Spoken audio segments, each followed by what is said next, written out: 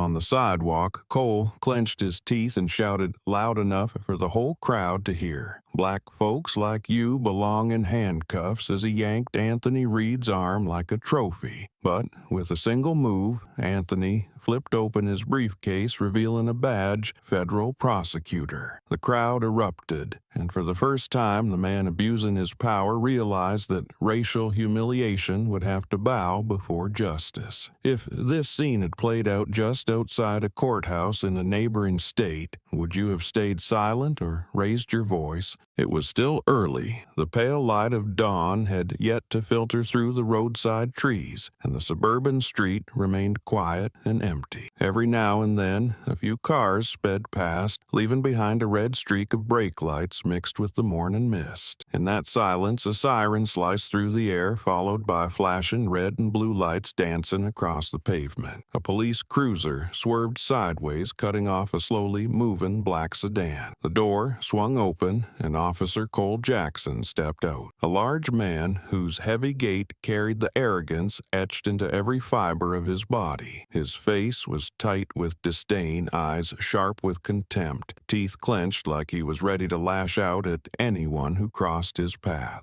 Cole raised his hand, shouting so loud it tore through the quiet morning, "Get out! Don't pretend to be polite." The stopped car came to a still halt. The door opened, and Anthony Reed stepped out. A tall black man with a calm expression, he held an old leather briefcase in his hand, surprisingly well kept. Anthony didn't rush. He paused by the open door, eyes fixed on the officer. There was no tremble in that gaze, only a kind of composure hard to define. The more Cole looked, the more irritated he became. That calmness felt like defiance. In Cole's mind, the image of a well-dressed black man standing on a quiet suburban street didn't demand respect, it provoked contempt. He moved quickly toward him, boots thudding on the asphalt, his voice grinding through clenched teeth. "Don't think that suit hides your skin." Anthony kept his gaze steady. His voice wasn't loud, but it sliced clean through Cole's harsh tone. "You're making a mistake you can't undo." The words echoed in the cold morning air, causing Cole to freeze for half a second. Anthony's calmness wasn't resistance, but it cut like a fine blade across Cole's pride. He was used to fear in people's eyes, to pleading or anger, not this invisible calm. It made him feel like his authority was being ignored, like his shouting was just wind passing through empty space. Cole stepped closer, the gap between them now tight enough for his hot breath to hit Anthony's face. In Cole's eyes, this man was nothing but a stubborn fool refusing to obey. In his mind, the plan was already clear: arrest, humiliate, and shove him into the back seat of the cruiser, all while the crowd watched. What he craved wasn't justice, but the thrill of dominance, the sight of a black man forced down by his command. Anthony didn't flinch. He stood firm like a stone pillar planted on the road. That stance only fueled Cole's rage. His hands clenched, palms sweating, and he growled, "I told you to get out and take orders, not to stand there looking at me like that." A light breeze passed through, carrying the scent of damp grass and exhaust fumes. Around them, a few pedestrians began to stop, not yet daring to intervene, but their curious eyes turned toward the police car. The tension thickened with every breath. Anthony blinked slowly, his hand resting on the leather briefcase as if to steady himself. His voice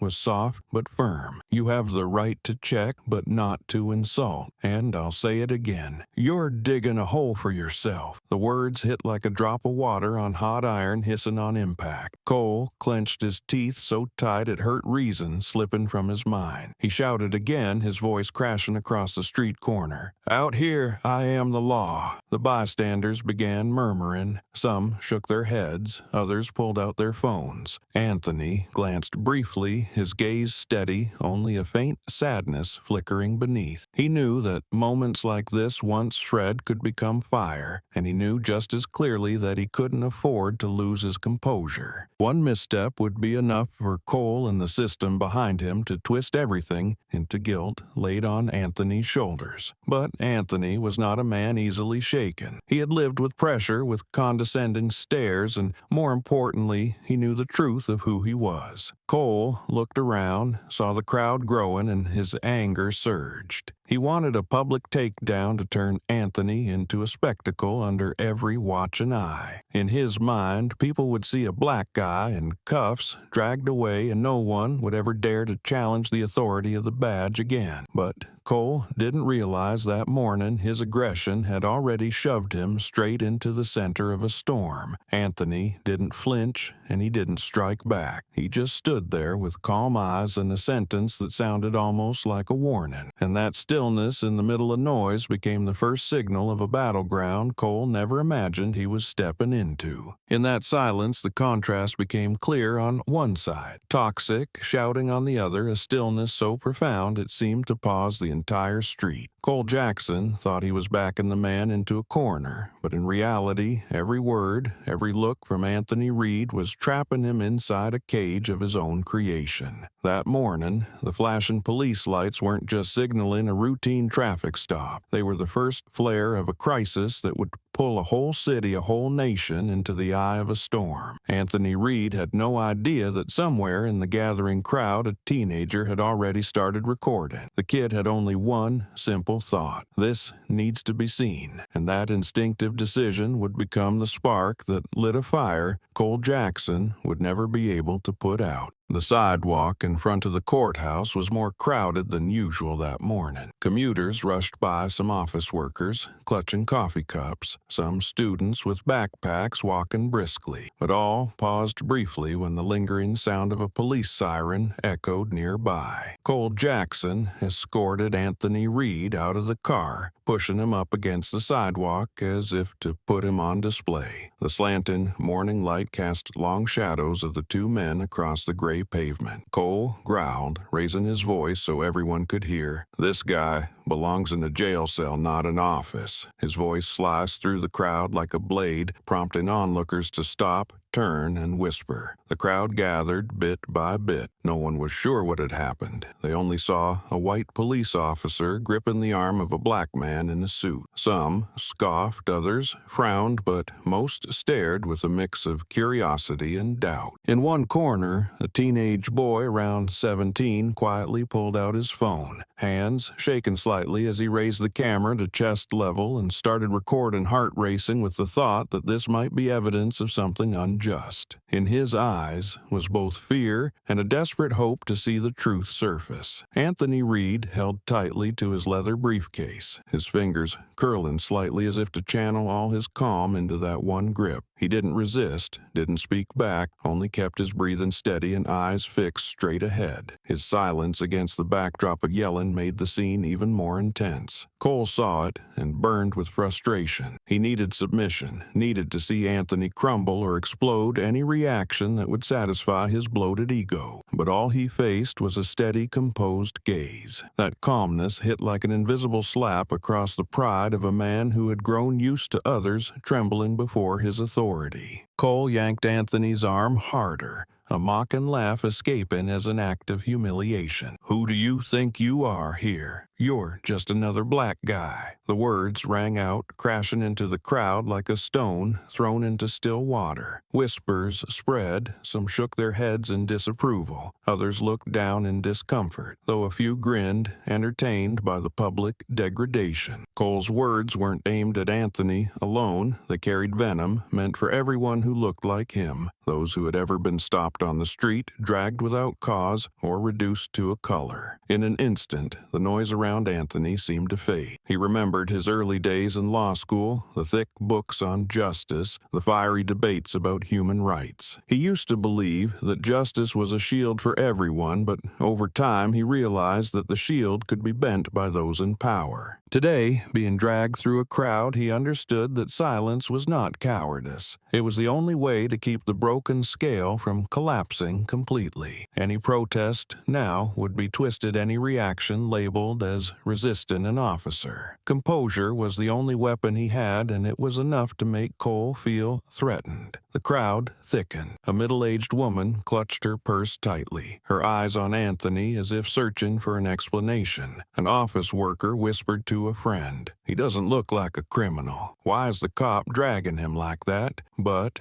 no one dared step forward. They stood and watched as if witnessing a play with no clear ending. Those eyes, though silent each glance and furrowed brow, slowly turned Cole into the object of judgment. He didn't see it, or perhaps refused to still believing that the power in his hands could drown out every gaze. The teenager with the phone kept recording his heartbeat quickening as the insult rang out. The image of the man being pulled and the cruel words that followed were captured fully in the tiny frame, and the boy had no idea that hours later the entire city would see that clip. But in that moment, he only thought one thing: it needed to be recorded to prove the truth happened here in broad daylight in front of dozens of witnesses, undeniable. Cole yanked Anthony's arm hard again, as if to underline his dominance. Anthony flinched slightly, but stayed upright. Cole's voice came out full of confidence and venom. "This is where justice takes orders from me, and you'll walk into that courthouse as a man disgraced, not a man at all." The crowd murmured, a few sighs escaped, and some turned their eyes away ashamed at the way a police officer was flaunting his authority. Anthony didn't respond. He knew that every word he said now could be used against him. He simply kept his gaze straight ahead, gripped the leather briefcase tightly, and stepped in rhythm with the force pulling him as if each step was measured in patience. His silence wasn't surrender. It was a statement that he would choose when to speak, where to expose the truth, and he wouldn't let Cole decide how this story would be told. The murmurs didn't stop, and curious eyes kept watching. A typical morning on the street had turned into an unwilling stage where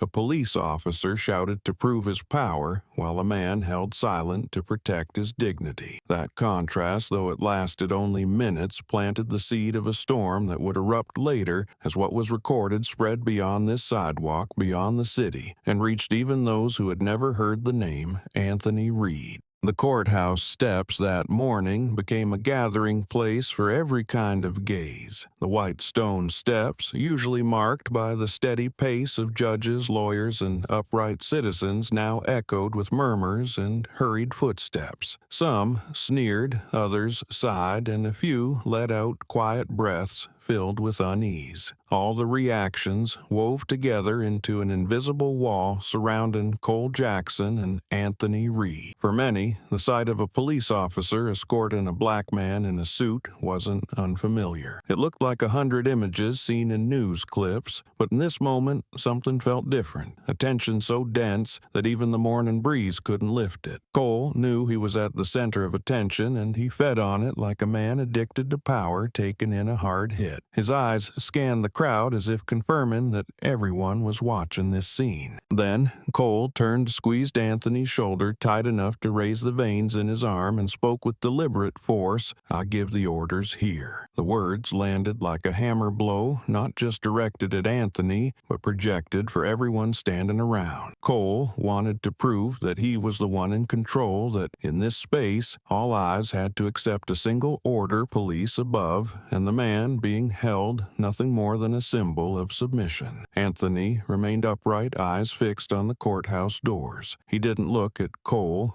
didn't glance toward the crowd. In front of him stood the large, dark wooden doors he knew in detail, leading to a place meant to uphold justice. He had passed through those doors many times as a guardian of the law, not as someone being escorted. And because of that, Anthony understood the weight of every step on those stairs. He kept his gaze steady because he knew that just 1 second turning toward Cole in anger, one word too many, would let Cole's plan succeed, turning him into the aggressor in front of everyone. The air was thick. Eyes fell on him one after another. An elderly woman standing behind the crowd, her gray hair tied neatly back, squinted toward Anthony and whispered, "He doesn't look like a criminal." The whisper was soft, but it echoed like a light TP, shaking loose the doubts already forming in the minds of those watching. Some nodded slightly, some stayed silent, but everyone could feel the imbalance. A calm man man being humiliated, a shouting officer brandishing his power. Cole caught a few whispers in the crowd, and his face dark. He hated those kinds of stares more than any direct protest, because silent and doubtful eyes carried far more weight than shouts. They didn't need volume, but they held quiet judgment like cracks spreading through a wall that could bring the whole structure down. Cole tightened his grip on Anthony's shoulder as if to crush that invisible resistance. "You're not walking through that door as a free man," he growled, his breath thick with the bitter sting of cigarettes. Anthony felt the pressure, but he kept moving, each step measured in resolve. The courthouse doors grew clearer ahead, sunlight cutting through the stone columns, casting long, uneven streaks. He knew this place was never perfect, but if he let go of his calm, he would hand Cole the excuse he needed. That's why every step, every breath he held like he was holding on to belief itself. The crowd watched each person feeling something different, but their attention slowly shifted, no longer locked on Cole, but drawn toward Anthony, pulled in by the quiet, unshaken strength he carried. A child's voice asked Mom, "What did that man do?" The mother bent down, unsure how to answer, and simply gripped the child's hand tighter. In the eyes of the crowd, that question echoed louder. What did he do to deserve this? And with no clear answer, people began turning their doubt toward the man shouting orders. That doubt made no noise, but it spread faster than any excuse. Cole jerked his head, signaling Anthony to move faster, but Anthony didn't change pace. That slow walk became a way to show he wouldn't be rushed, wouldn't be led entirely by force. Each footstep on the stone steps echoed deep and heavy, mixing with the whispers around them, building a tension so thick a spark could set it off. Anthony knew this was only the beginning. He was walking those steps, not just under the weight of his body, but under the eyes, the whispers, and the humiliation bearing down like a stone. Still, he walked, and in doing so, his composure left Cole standing out isolated in the eyes of those watching. Farther back, a man in a dark suit stood holding a newspaper he hadn't yet opened. He looked at Cole, then at Anthony, and finally shook his head and sighed. Those small reactions didn't escape Cole's notice, and they only made him angrier. But the more he gripped, the more he shouted, the more he exposed his own insecurity. Anthony Reed had seen it, and he understood this battle wouldn't be won with fists, but by holding his ground. The courthouse steps that day witnessed a tense performance. Cole Jackson walked with confidence, believing he was in control, but in reality, it was the crowd's silent stares and Anthony's calm that were shaping the story. The elderly woman had voiced what many were thinking. He doesn't look like a criminal. A simple sentence, yet it marked the beginning of a rising wave of doubt, and from that wave a storm was about to ignite. The courthouse hallway that morning felt like a long, cold box lit by bright white fluorescent lights reflecting off polished stone floors, each footstep echoing sharply like walking through a sound tunnel with no exit. The white tiled walls bounced back a dim glow, and the faint hum of overhead vents added to the stillness, creating a compressed space where every sound seemed sealed in an invisible layer of glass. In that chill, two figures stood out, a tall police officer with a flushed, tense face and a black man walking calmly, eyes fixed straight ahead as if unfazed by the rough tugging from behind. Cole Jackson yanked Anthony Reed's arm, the metal cuffs digging red marks into his wrist, but Anthony simply inhaled, exhaled, slowly, controlling his breath the way he had trained to in the most tense courtroom moments. Cole leaned in,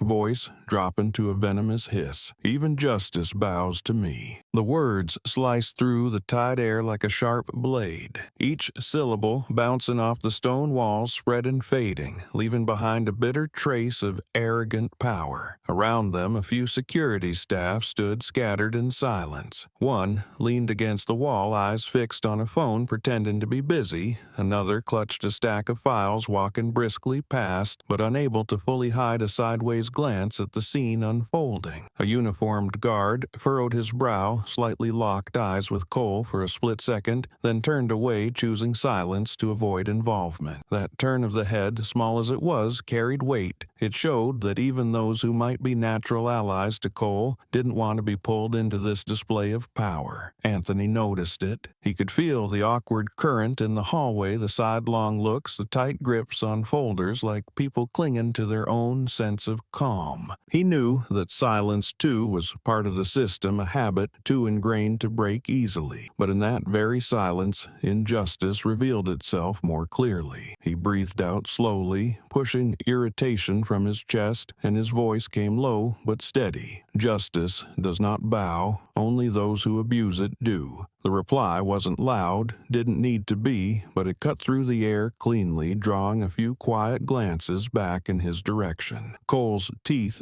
ground together, each breath thick with frustration, his nostrils flaring, his hand gripping Anthony's shoulder harder, as if to prove he was still in control. In Cole's mind, power was an image he had clung to for years, and anyone who dared tarnish it had to pay the price. But Anthony's calm was like a mirror, reflecting back the pettiness of Cole's rage in the eyes of everyone around them. Anthony's silence turned Cole's threats into something hollow. Not declarations of authority, but echoes fallen flat, because the true audience wasn't Anthony. It was the people watching, and they would carry this story longer than Cole ever intended. He knew the words he had said couldn't be taken back, but stopping now would mean surrendering everything. The hallway stretched endlessly, white light moving with each step, like the two were being swallowed by a giant cold beast where nothing felt human. Anthony's pace stayed steady, his footsteps echoing like a metronome against the stillness. He knew every inch of this place, every tile, every door, lining the sides he had walked here many times before on days when he entered as a representative of justice. But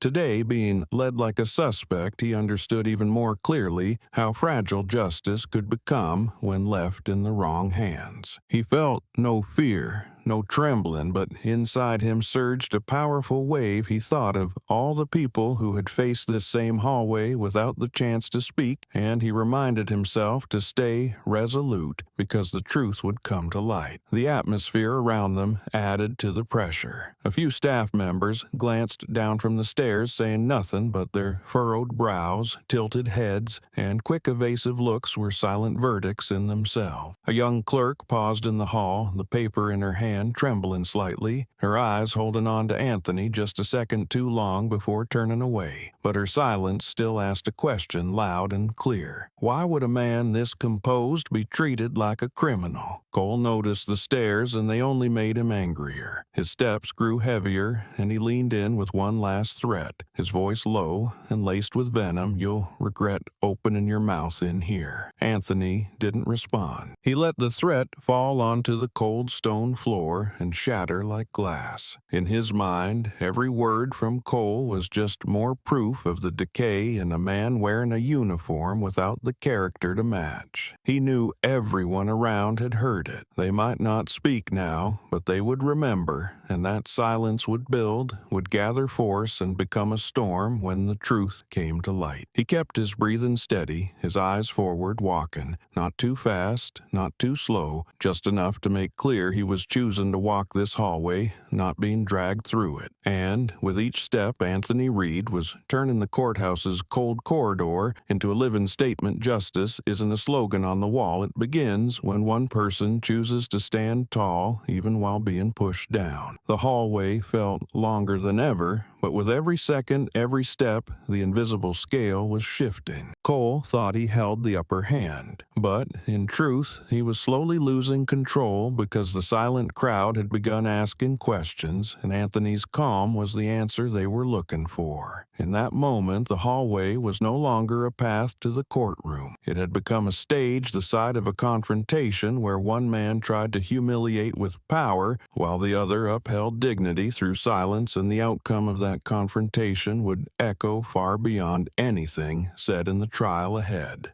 Cole Jackson's footsteps slammed against the cold stone floor as he escorted Anthony Reed up to the large courtroom doors. Each step echoed like a dry drumbeat pounding into the heavy air. The already quiet hallway felt denser now, as if even the stone walls were stretching to swallow every sound. Fluorescent lights cast a sterile glow, bouncing off the polished floor and reflecting two sharply contrasting figures, a flushed growling officer and a black man whose gaze stayed forward, shoulders steady and unshaken. The atmosphere froze around them, filled only by Cole's angry breathing and Anthony's slow, calm rhythm. Cole leaned in closer, voice low and laced with venom. "In there, you've got no choice but to kneel." The final words landed like a blow, part threat, part declaration from someone who believed he had the power to break anyone. Anthony paused for half a step. He didn't flinch, didn't back away, but slowly turned his head, his eyes cold and sharp like a blade slicing straight through the taunting face before him. He looked Cole not with the eyes of someone subdued, but with the gaze of a man who had faced enough confrontations to know what was true and what was a lie. His voice came steady, deep and firm. "I will stand before the judge." The words dropped into the space like a lightning strike, shaking the already tense air. Those nearby fell silent, all eyes drawn to the two men standing before the gleaming brown courtroom door. The buzz outside vanished into stillness. A few security staff glanced at one another, one swallowing hard, another frowning slightly, as if they'd just heard something far outside the usual for an escorted entry. The crowd in the hallway fell into sudden silence, the murmurs gone, replaced by a pressure heavy as stone on every chest. No one spoke, but everyone could feel the tension on the edge of break-in. Someone discreetly raised a phone, the lens trembling, the glow of the screen lighting a tight face, while others simply stared eyes wide as if witnessing something unusual they hadn't yet found words for. Cole's face turned red, his eyes glaring, breath quickening like someone whose weakness had just been exposed. He couldn't tolerate being spoken to like that by a man in handcuffs. The sense of power he had built on others' fear faltered in the face of Anthony's calm stare and firm voice. To cover the crack in his confidence, Cole yanked the cuffs tighter, the metal clinking sharply, and hissed through his teeth. "Fine, let's see how long you can keep standing." The challenge rang out like a steel wire stretched to the edge of breaking sharp, tense, and brittle. The courtroom door stood tall before them, its polished brown wood and classical carving seeming to quietly observe everything unfolding. For those who had walked through it before, this was where they hoped to be heard, where justice was meant to speak. But in this moment, it appeared more like a boundary between two worlds, one of threats and arrogance in the hallway, and one where truth might be revealed. Anthony looked straight at that door, feeling not fear, but certainty. He was no stranger to the air of a courtroom, having once entered as a guardian of the law. And today, even while being escorted, he still believed the truth would find a way to speak. The crowd behind them remained silent, but it no longer felt like indifference. It was more like an undercurrent building, waiting for a spark to break free. A middle-aged woman nearby placed a hand on her chest, her eyes locked on Anthony, tension keeping her from speaking. A young court clerk bit her lip, clutching a stack of papers that trembled in her arms. Everyone understood they were witnessing something far from an ordinary escort. Anthony's calm defiance stood in sharp contrast to Cole's aggression, and that contrast gave this moment a weight that couldn't be denied. Anthony remained upright, his shoulders unbowed beneath the tightening cuffs. His hand gripped the leather case, his breath steady, his eyes fixed firmly on the heavy wooden door ahead. Inside, a thought repeated: justice can never be forced to its knees. He knew Cole would keep hissing threats, would squeeze harder, but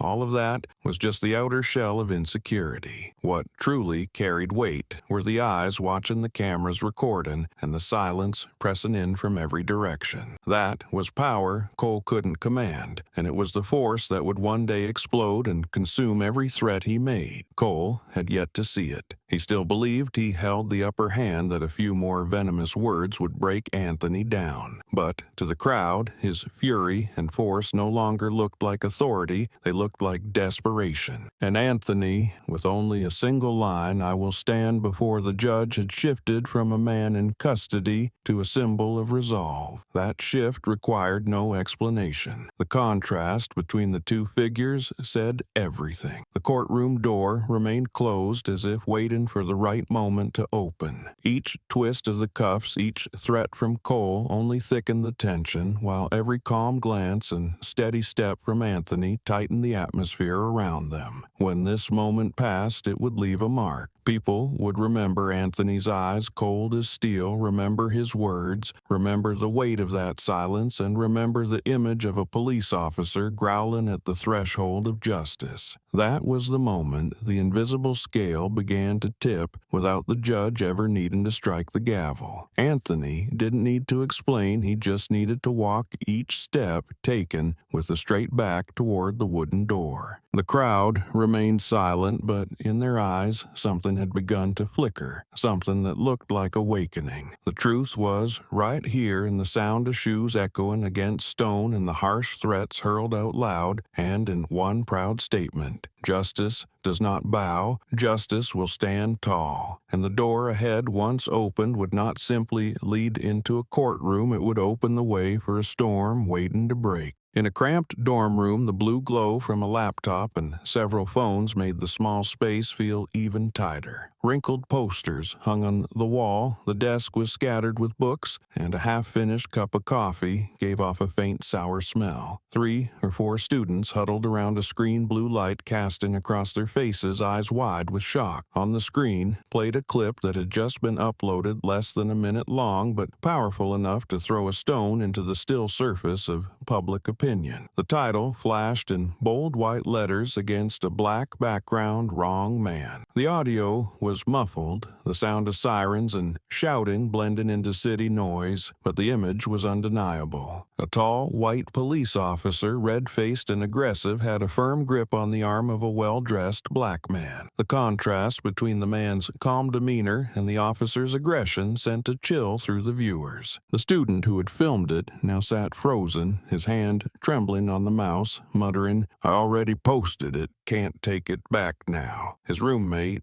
eyes locked on the screen, said with rising anger, "That's not a criminal, just look at him, it's obvious." Another student leaned in, typing furiously, "This is evidence. I need to share it now." Within minutes, the video was being shared in a flood. Comments poured in like a torrent. "He looks more like a professor than a criminal. This is blatant abuse of power. Why is the cop being so aggressive when the man is clearly calm?" Each line scrolled fast across the screen like hammers pounding against the wall of prejudice Cole Jackson had tried to build. A girl from the room next door rushed in, phone in hand, shouting, "It's trending already." More people crowded in, sitting on the floor, eyes glued to the screen as if under a spell. The video hit thousands of shares within the hour. Major accounts started to take notice. Celebrities retweeted it with captions like, "Another case of blatant racial profiling," and "When will this stop?" The image of Anthony Reed being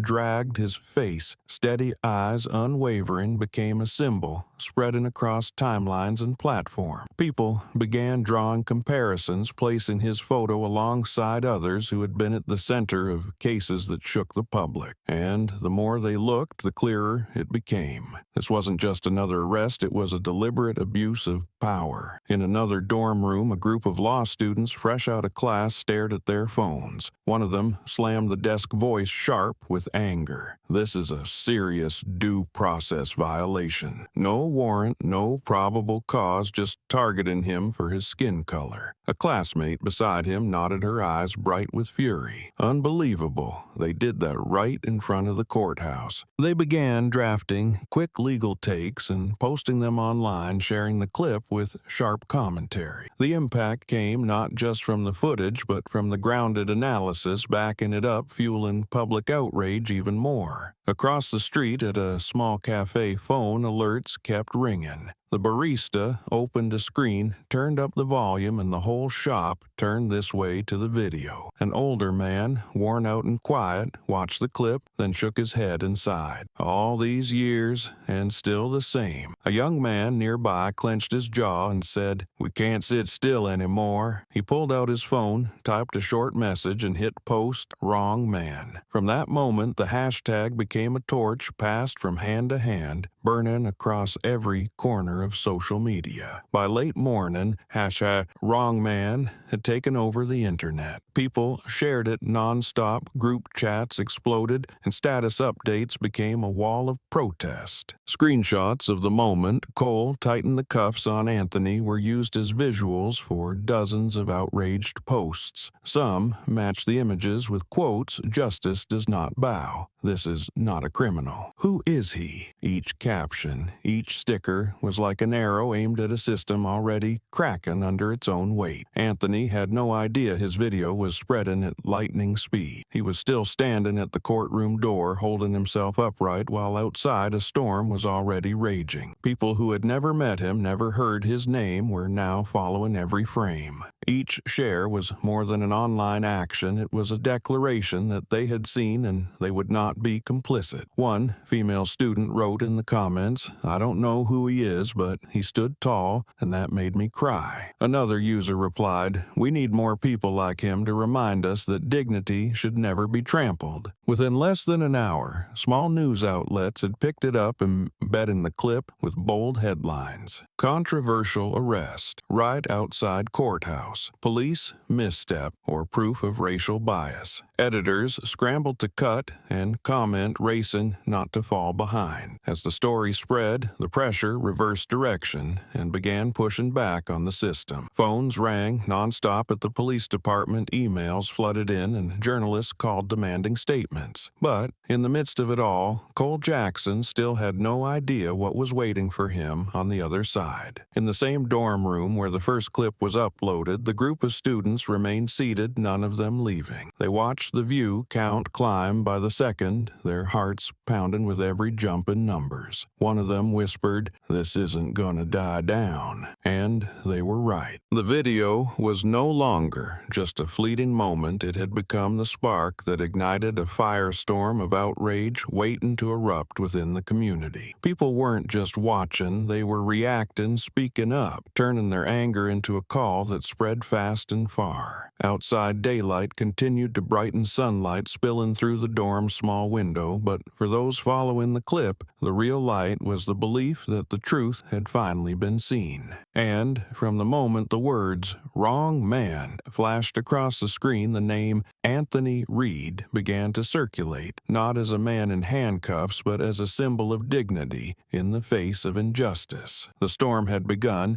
and it would not stop at thousands of shares. It would grow wider, louder, forcing everyone to face it. The corner cafe was unusually crowded that day. The smell of roasted coffee mixing with whispers, the clink of spoons and glass cups, and the constant ping of message notifications. People gathered in small groups, laptops open on tables, phone screens, glowing with the same video. No one was focused on their own work anymore. Everyone was locked into a single topic, the clip of Cole Jackson gripping Anthony Reed, followed by the defiant words, "Wrong man." Bloodshot eyes from sleepless students lit up with anger, while office workers on break stared at their screens, fingers tightening around their coffee cups as if ready to crush them. A young man, thin but blazing with intensity, suddenly slammed his hand on the table, his voice cutting through the cafe's noise. How long until the police stop profiling? The question wasn't just for the people next to him. It felt like it was hurled into the air itself, and the whole cafe seemed to flinch. Heads turned, some nodded, and then a wave of conversation surged, pulling everyone into the same current of outrage. A middle-aged man with graying hair sat near the window, gripping a newspaper he wasn't reading. He shook his head, voice low and weary. "Same story, just more blatant now. His face carried the fatigue of someone who had seen too many versions of this, from news headlines decades ago to viral videos today. He didn't speak loudly, but those around the table heard him clearly, and they all nodded, eyes filled with both sympathy and frustration. Under the soft yellow light from the ceiling bulbs, that quiet shake of the head felt like confirmation that this wound had never healed, that every generation was still forced to witness and carry its repetition. In the back of the room, a young attorney sat in front of his laptop, face serious, hair tousled, eyes sharp. He turned on his camera and began a live stream, his voice clear and precise. If this is real, the police have committed a serious procedural violation. No arrest warrant, no lawful cause, and that kind of contemptuous behavior has no place in a rule of law society. His words rang out across screens, and hundreds of viewers immediately reacted with angry emojis, sharing the link at lightning speed. Inside the cafe, people leaned in to listen more closely, some jotting down his words to bring into their online discussion groups. The room grew electric, chairs scraped loudly, and voices overlapped as people called out to one another. Everyone had something to say, and all shared the same emotion: frustration, anger, and a hunger for justice. A group of sociology students stood up, held their phones toward one another, and shouted, "Justice for Anthony." The chant started abruptly, just a few voices at first, but within seconds the entire cafe joined in, the volume swelling until even people on the street stopped and looked inside. The sound roared and echoed like a small earthquake shaking a space once reserved for casual conversation. A young woman near the counter, choked up eyes brimming with tears, chanting along as she whispered, "He stood tall, and he deserves to be protected." The barista set a cup of coffee down frozen for a second, then joined the chant. Those who had been indifferent began to feel their chests tighten, their hands clenching on instinct, lips moving in rhythm as if they had no choice but to lend their voices. That collective energy pushed beyond the cafe walls, carrying down the streets like a growing echo. Passers-by stopped, raised their phones, and filmed the entire cafe shouting in unison. Minutes later, those videos were already spreading online, adding to the momentum, turning an ordinary morning into a full-force storm of community outrage. In that wave of fury, people weren't just talking about Cole Jackson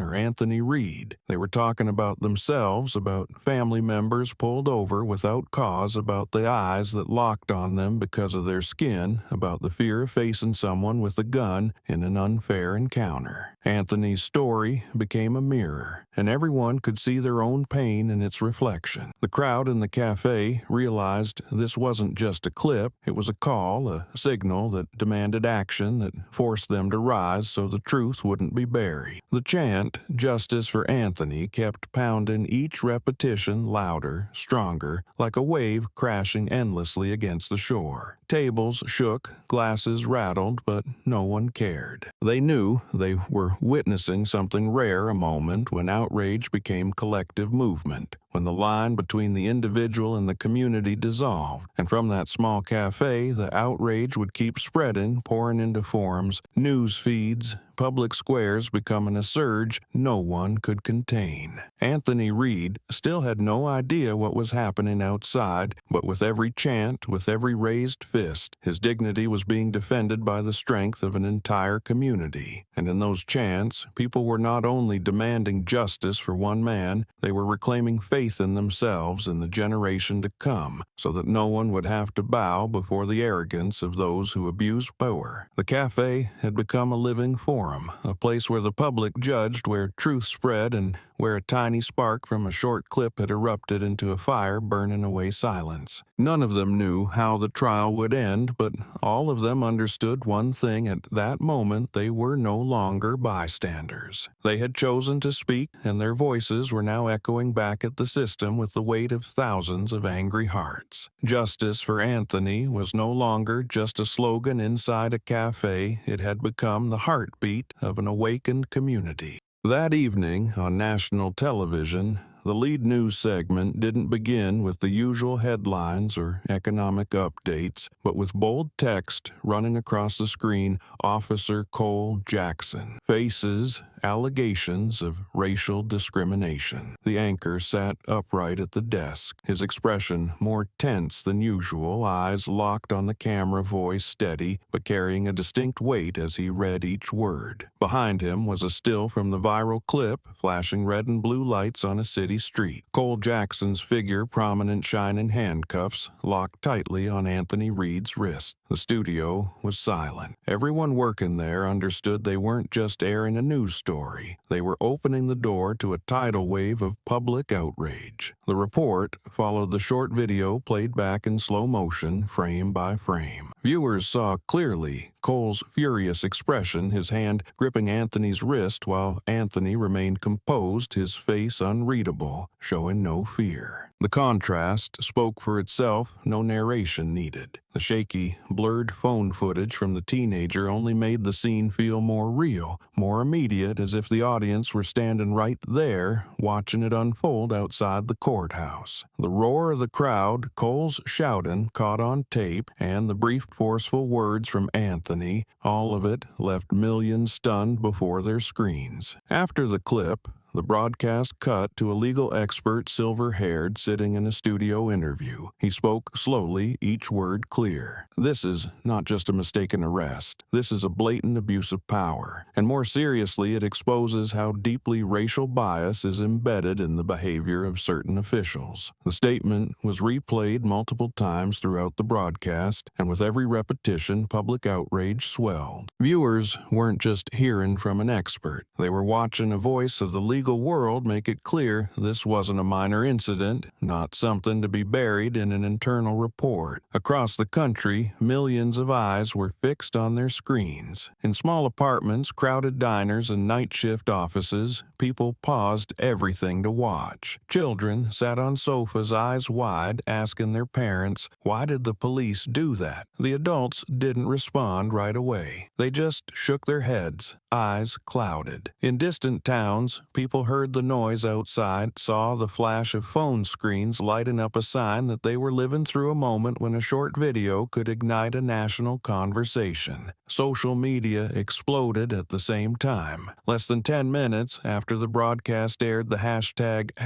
#WrongMan had reached the top of the trending chart. Short clips from the televised report were shared non-stop, accompanied by furious comments. "We are witnessing the raw truth. Without this video, would justice have ever been seen? He stood tall, and we have to stand with him." Celebrities, athletes, academics, and other public figures joined the conversation, sending the story's reach skyrocketing. The fusion of television and social media turned this case into an unstoppable storm of information. Inside the newsroom control room, phones rang non-stop. Viewers flooded the lines, demanding replays, asking for updates, some barely able to speak through tears, saying, "Thank you for showing us this." Editors sat in front of monitors, sweating in their brows, juggling the live feed while fiercely debating which angles to include next. Under the pressure of thousands of calls and messages, the station made a rare decision to rebroadcast the entire report that same night. And the second airing drew even more viewers as word had already spread everywhere. This is the report you can't miss. At the cafe, where shouts of justice for Anthony had echoed that morning, people gathered again to watch the rebroadcast. The room was silent as the footage played in slow motion, every eye wide, every hand clenched. When the legal expert declared, "This is blatant abuse of power," a spontaneous round of applause broke out. Some people stood and repeated the words while others just nodded in silence. The emotion had evolved beyond anger, it had become resolve. People knew now they couldn't let this be buried. Cole Jackson sat at home, the TV on, his face pale. as he heard his own name spoken on national news. The words he had once shouted were now slowed down, broadcast across the country, and the glare he had used to humiliate a man was now exposed in front of millions. He shut off the screen in panic, but couldn't stop the ringing phone, flood of hateful messages, the torrent of attacking emails. In the dark room, Cole sat frozen, feeling for the first time that the power he had trusted completely was slipping from his hands. Anthony Reed sat quietly in the courthouse waiting room, unaware that his name was now being spoken on every street corner, unaware that the image of him standing tall in handcuffs had become a symbol of unshakable dignity. He simply drew a deep breath, preparing himself for the trial ahead. The words he had spoken at the courthouse door still echoing inside him. "I will stand before the judge." Outside, millions had heard it and were now repeating it as a vow. That night, the whole country stayed awake. The news broadcast aired a third time, then a fourth, and with each replay, viewership surged and the comment threads erupted again. The pressure mounted on the system, on the authorities, and on Cole Jackson himself. What seemed like a small incident had become a torch, lighting up the deep cracks in justice, forcing everyone to face them head-on with no more room to look away. And it had all begun with a simple sentence with one upright stance captured in a shaky video clip that was powerful enough to shake an entire society. Cole Jackson's once quiet suburban home had turned into chaos. On the kitchen table, his phone buzzed relentlessly, its screen lighting up without pause. Every time he checked, dozens of messages poured in, from vicious insults to furious sarcasm. His inbox overflowed with hate mail, subject lines sharp with accusations that made his face burn, some writing entire pages just to call him a disgrace to justice. Notification sounds chimed one after another, pounding like fists on the door, making Cole feel suffocated in his own house. He slumped into a chair, scrolling down the screen only to bring up more lines of contempt. Some messages came from strangers, but others were from people he knew, neighbors, old friends, those who once stood behind him.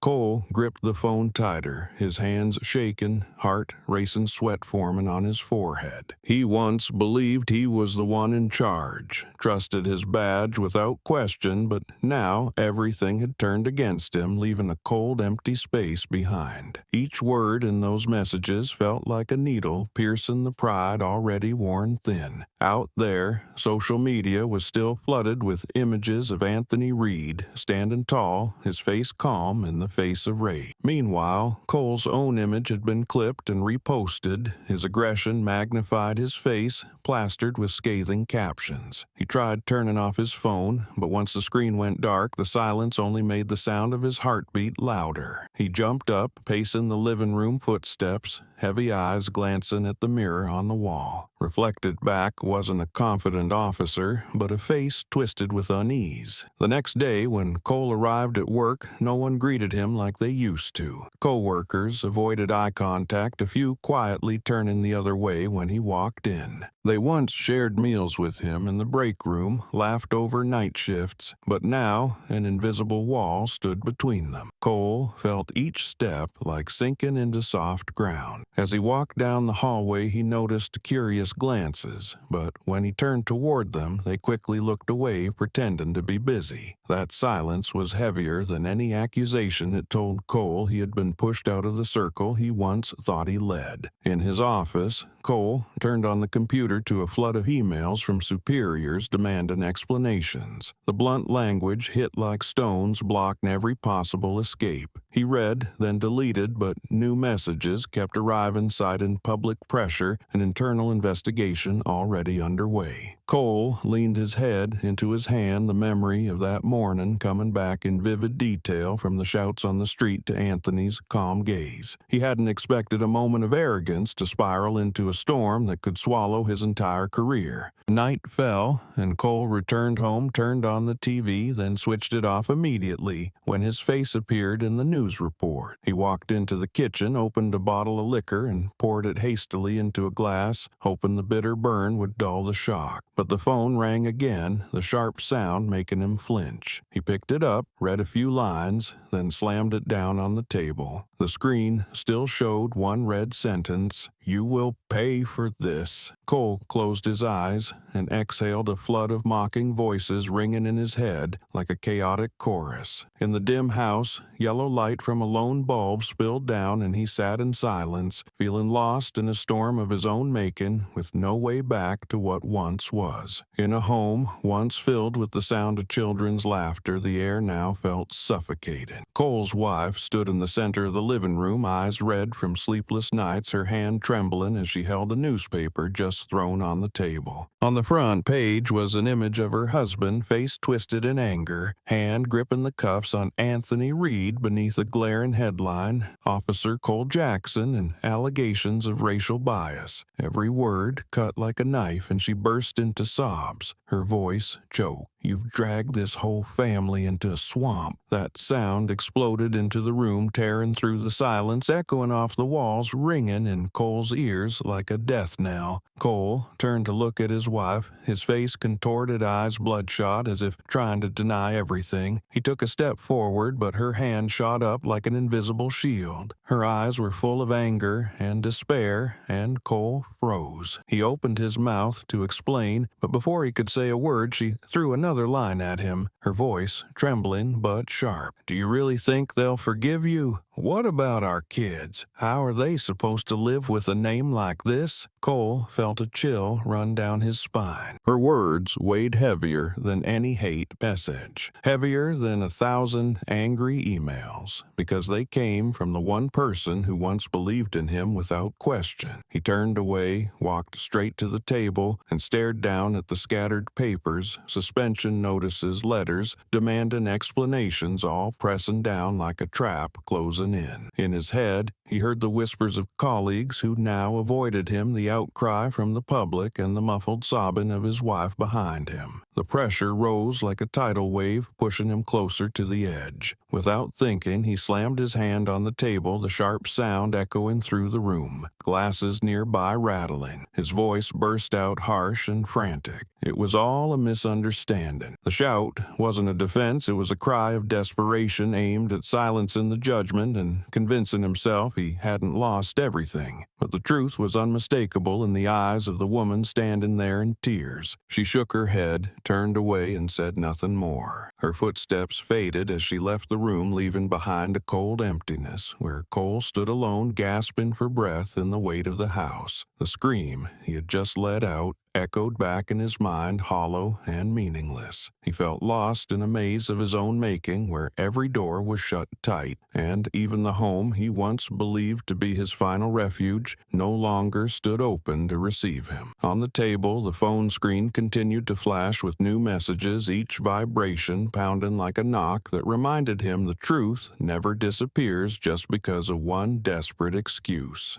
On a large online forum known for sharing breaking news with sharp commentary, an anonymous account suddenly posted a new thread. The title was brief, without explanation, accompanied by a blurry photo powerful enough to trigger an earthquake. In the image, Anthony Reed was holding tightly to his leather briefcase, the flap slightly open, and inside, under reflected light, flashed the image of an official ID card with clearly embossed text. The poster added only one line, "It's not what you think." Within minutes, hundreds of comments followed, many enlarging the photo, circling that detail and debating furiously. One member quickly recognized the emblem in the corner of the card and typed, "Wait, I've seen that logo in legal documents. That's a federal prosecutor's badge." That statement was like a spark thrown onto dry kindling, and the forum instantly exploded. A wave of users rushed in to confirm, sharing comparison images from official sources. As the evidence became clearer, a virtual roar erupted across thousands of comments. "That's a federal prosecutor. The phrase repeated non-stop in all caps, accompanied by strings of angry and shocked emojis. No one could stay still. The initial outrage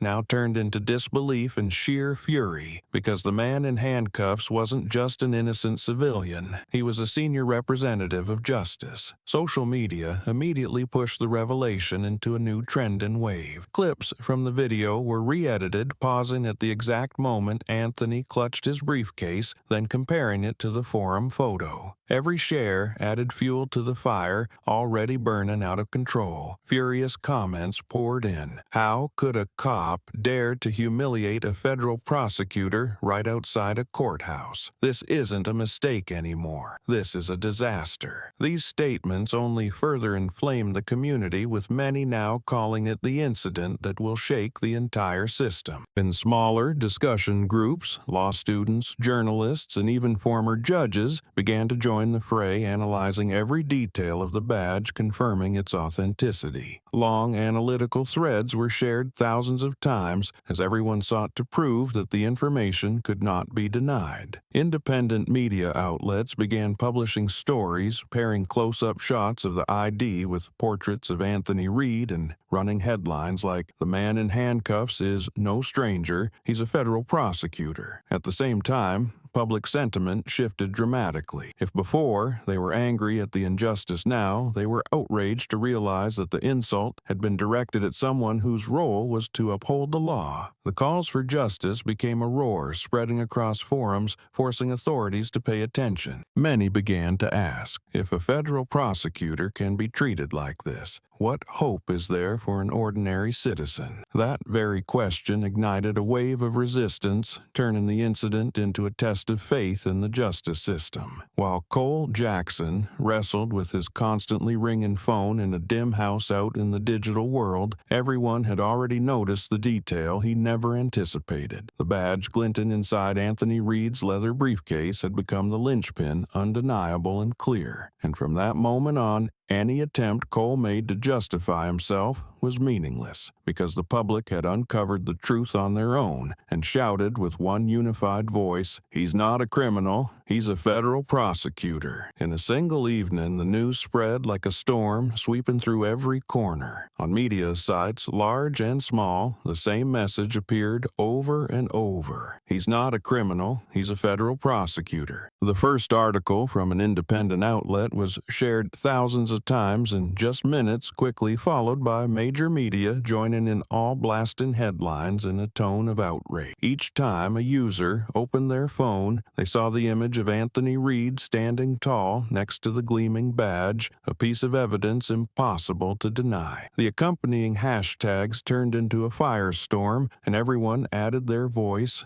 eager to affirm that the truth was now unmistakable. Public conversations everywhere shifted in an instant. At train stations, passengers stared at overhead monitors, talking among themselves about how a federal prosecutor could be handcuffed outside a courthouse. In offices, employees paused their tasks, gathering around computers to read the news, their faces flushed with anger. Many spoke out in online forums, calling for a full investigation, arguing that this was no longer an isolated incident, but a symbol of corrupted power. A well-known journalist posted a sharp comment. The mistake of one man may force the entire system to bow its head. The article went viral at lightning speed, piling even more pressure on the authorities trying to pacify public outrage. Meanwhile, at his home, Cole Jackson slumped in front of the screen, eyes wide open, face gone. Every TV channel, every newspaper, every social media platform repeated the name Anthony Reid and the title Federal Prosecutor. Every word Cole had shouted that morning now came back to haunt him, replayed in slow motion, analyzed, compared against the status of the man he had humiliated. Cole felt each phrase like an arrow to the chest, each repeated line cutting off his breath. The excuses he had once given to colleagues or to his wife now felt hollow. No one believed them. No one wanted to hear them anymore. Cole tried to turn off the TV, tried to silence the phone, but everything came back louder. Emails poured in like a flood. Reporters stood outside his house and colleagues quietly drifted away. He stepped into the bedroom, the warm light casting shadows over his wife and children's faces, heavy with worry. His wife's disappointed gaze choked him up, a shock rising in his chest that he couldn't shake. He realized there was no turning back. Every effort to deny had become pointless, and the storm of public outrage had pulled him into its center. It was too late. His reputation stripped bare, his career collapsed in days, and his name was no longer tied to the image of a police officer upholding justice, but to the disgrace of a man exposed for abusing power before an entire nation. That morning, the courtroom was packed, the air so thick that every breath felt heavy. The rows of seats were crammed, and many people stood shoulder to shoulder along the walls, eyes fixed on the long table at the front. On the high bench, the judge maintained a stern expression, tapping the gavel lightly to keep order, but the murmurs wouldn't stop. Everyone knew this hearing was no longer a routine procedure. It had become the focus of an entire society after days of viral headlines. Press cameras and flashes snapped constantly, adding to the already suffocating atmosphere. Anthony Reed sat in the front row, red marks from the cuffs still visible on his wrists, his face calm but his eyes holding a quiet fire. He stood up slowly, his movement deliberate, drawing every gaze in the room. In that moment, all sound seemed to halt, leaving only the faint scratching of pens. Anthony reached into the leather briefcase he had carried with him for days, pulled out a pale gold ID badge, and held it up at eye level. His voice rang out steady and strong, each word echoing off the stone walls. "I am a federal prosecutor." The statement cracked through the tense air like a thunderclap. The room erupted, mouths dropped open. People leapt to their feet, shouts and sharp breaths rang out. Seconds later, the judge had to strike the gavel repeatedly to call for order, but the shock had already settled into everyone's mind. Every rumor, every online analysis was now confirmed at the very place where justice was served. There was no room left for vague justifications, no loophole left to deny it. Truth stood visible and undeniable. Cole Jackson stood nearby, his face drained to color, eyes blank. He froze, lips trembling but unable to form words. The whispers around him sliced into his ears like knives, repeating what he now knew was irrefutable, that the federal prosecutor title wasn't just talk, it was real. His hands dropped limp at his sides, breath uneven, memories of his own harsh words replaying like a damning indictment. The image of Anthony boldly raising his ID badge landed like a verdict, needing no further explanation. Spectators whispered, many raising their heads as if a burden had lifted. An elderly woman wiped away tears, mumbling, "He was right from the beginning." Reporters typed furiously the headline, "Federal Prosecutor Wrongfully Arrested by Police," spreading fast. In the glare of the flashbulbs, Anthony didn't flinch. Standing tall, the badge in his hand like a shield, a testament that dignity never bows. That moment became the turning point of the entire story. Not just because Anthony revealed his true identity, but because he did it right. Inside the courtroom, the very place where justice is supposed to speak. The truth was no longer trapped in shaky, blurry videos, no longer debated on social media. It had been confirmed by the words of the person involved, witnessed by all. And at that exact moment,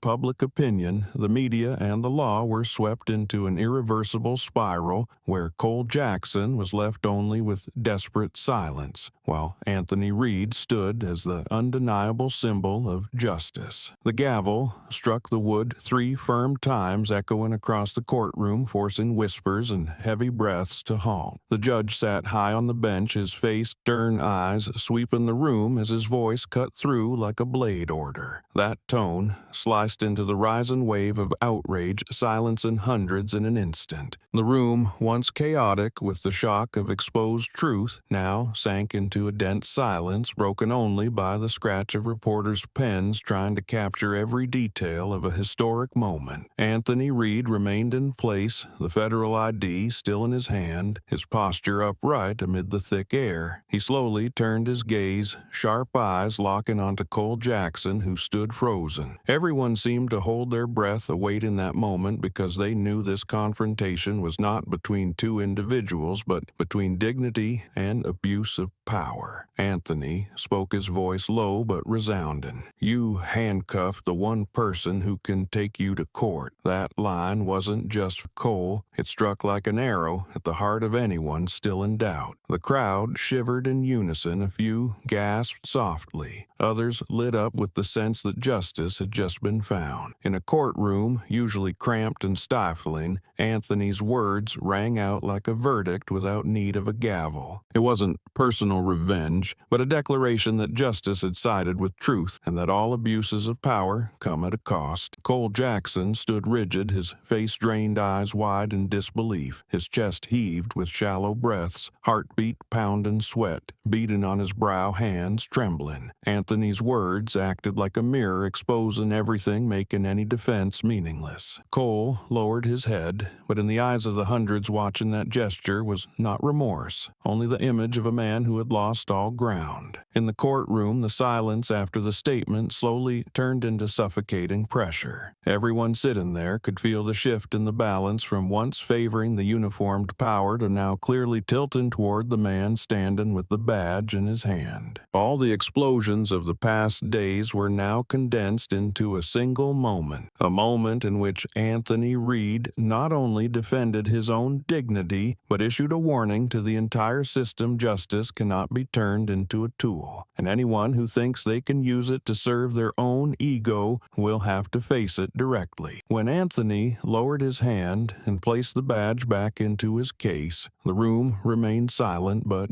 it was the silence of renewed belief, a silence preparing for the applause and chants that would erupt beyond those walls. Cole Jackson still stood like he had turned to stone, and he knew every door had closed because that one sentence had sealed his fate in front of every witness.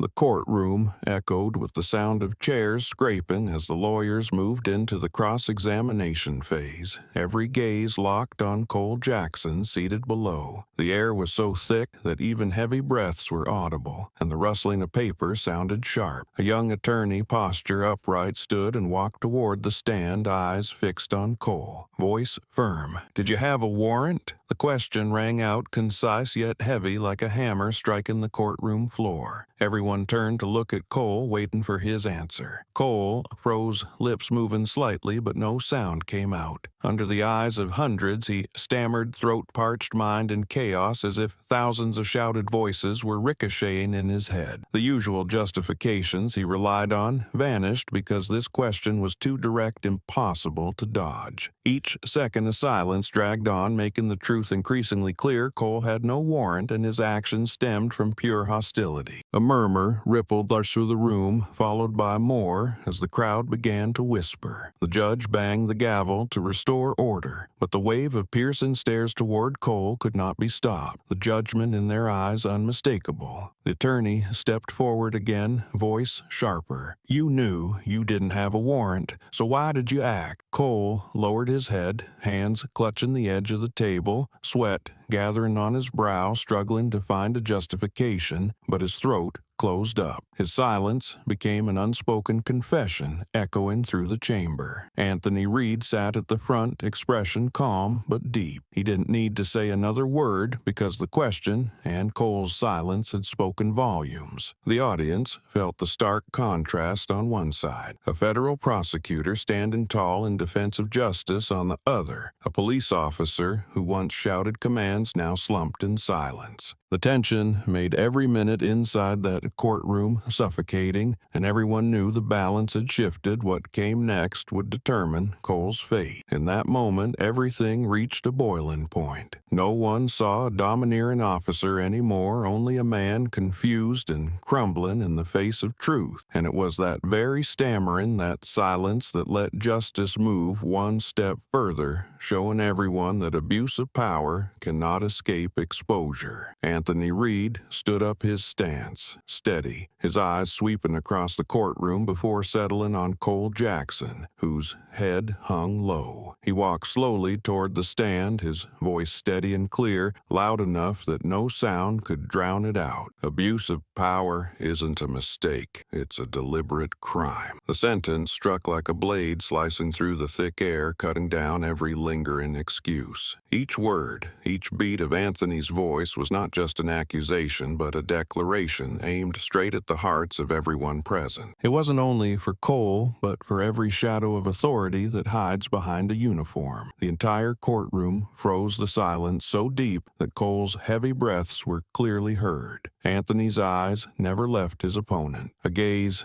not of anger, but of clarity, as if he was exposing the truth without needing to lean on hatred. The weight lay in that calm, in the way he turned words into a mirror, reflecting every past action. Cole gave a slight shake of the head, but that feeble gesture only deepened the sense of defeat pressing down on his shoulders. Then, suddenly, from the spectator seats, a single clap rang out. It was dry, sharp, not loud, but enough to break the stillness. Others followed, and then the entire courtroom rose to its feet in applause, crashing like heavy rain. The sound was thunderous, rolling no longer a spontaneous reaction but a collective statement that they had seen the truth and stood with the one who dared to voice what they all felt. That wave of sound shook the room. Some wiped away tears, others raised fists, their mouths shouting short, sharp cries. The judge struck the gavel repeatedly in an attempt to restore order, but even he couldn't hide the emotion in his eyes. That moment had gone beyond the bounds of a routine trial. It had become a historic testimony where a community rose together to confront injustice. Anthony lowered his voice, gave a slight bow to the room, and returned to his seat. But the echo of his words and the sound of the applause still lingered, spilling out the courthouse doors, merging with the chants from the crowd outside. In that instant, justice was no longer a distant concept. It was alive in every glance, every hand, and every voice of those united in the belief that truth would never be buried.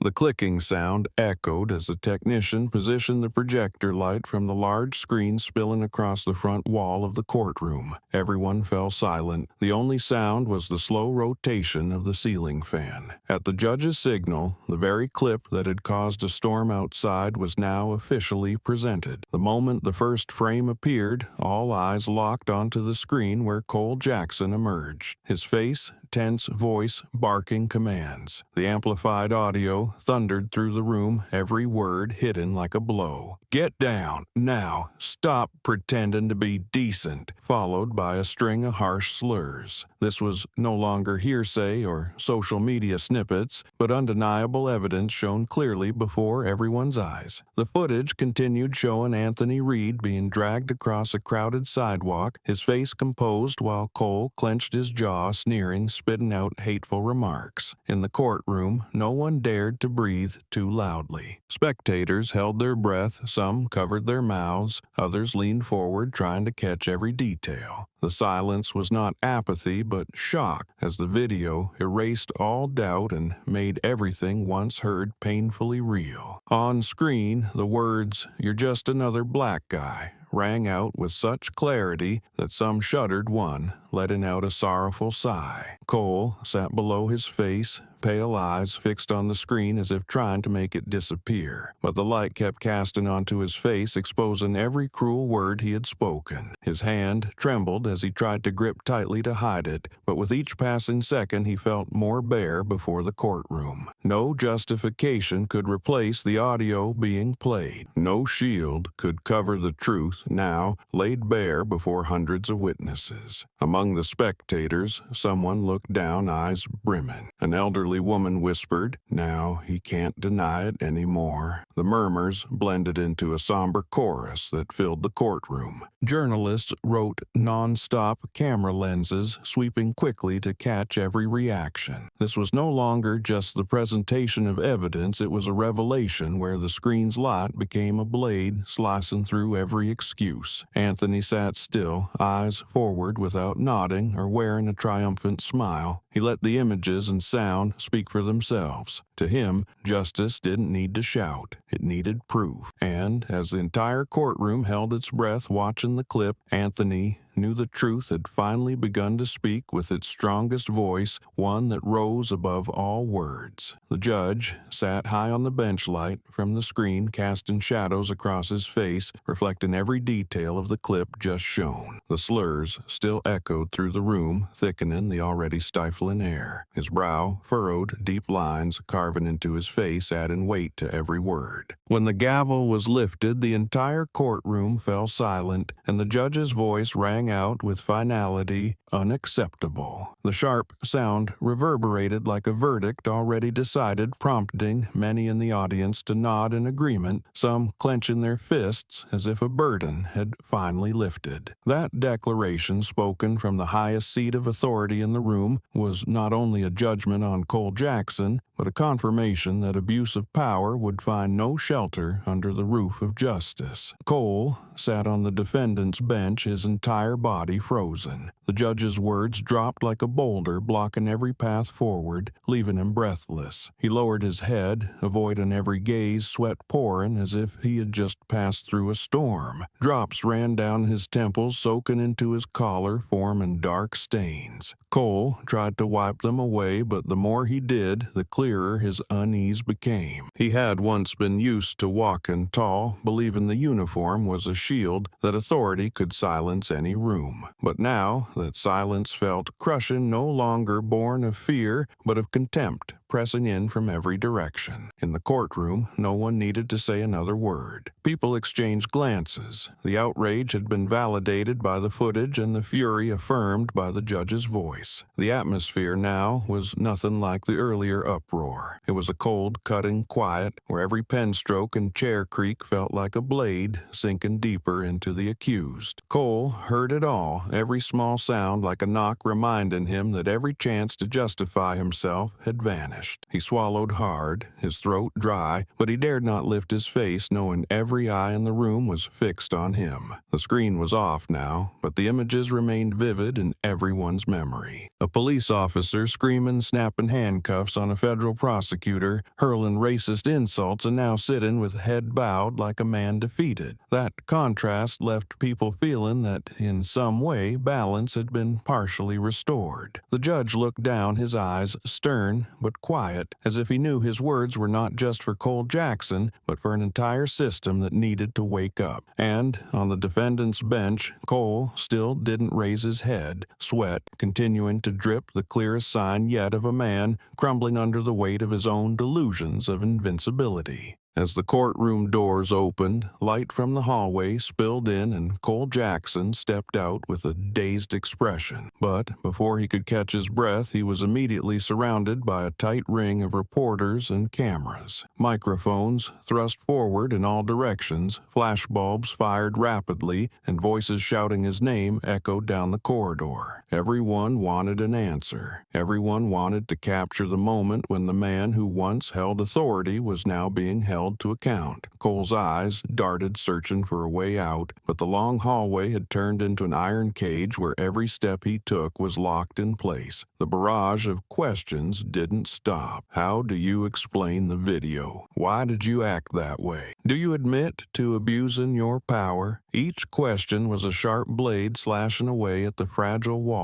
Cole had tried to build. He spun in place, face flushed, voice choked, yet he still managed to shout, "I was set up." The cry burst out amid the chaos, sounding both like a plea for help and a defiant challenge. As soon as the words left his mouth, cameras captured the moment instantly, turning it into a focal point for media exploitation. That clumsy declaration didn't earn sympathy. On the contrary, it fueled sharper questions. Reporters refused to let up, continuing to press at times, jostling one another until Cole stumbled back, colliding with the cold wall of the hallway. In one brief instant, a camera caught him, shielding his face, sweat beading on his forehead, eyes vacant. The image was broadcast everywhere within minutes, appearing on countless news sites with the caption, "Fall of Cole Jackson." Across the hallway, some citizens stood watching. They didn't ask questions or push forward, only stared in silence, their eyes filled with contempt and anger. Some shook their heads, others whispered that this was the inevitable end for someone who had abused power. The noise of the reporters blended with the murmurs of the public, forming a wave that overwhelmed Cole in a cage with no exit. He tried to push through the crowd, but the cameras only moved and closer microphones pressed harder. In that moment, Cole felt the full weight of the truth. No badge could shield him now, no silence could save him. He was exposed to all. His shout, "I was set up," only added to the tragedy cast in him as a man flailing in desperation. And right there in the courthouse corridor, once the confident path of a commanding officer, had now become a public stage for a collapse that could not be undone. The noise in the hallway had barely begun to fade when a group of citizens stepped forward, their faces clearly showing outrage. They carried no microphones, took no notes, but their voices rang out more sharply than any reporter's question. A middle-aged man, his hand trembling, pointed directly at Cole, his voice hoarse with anger. "You disgrace the whole system. How do you expect us to believe in justice when a prosecutor himself was treated like a criminal by you?" The words echoed down the hallway, followed by cries of agreement from behind, forming a wave of condemnation that could not be stopped. Cole flinched and stepped back, eyes dazed, lips moving without sound. An older woman, silver-haired and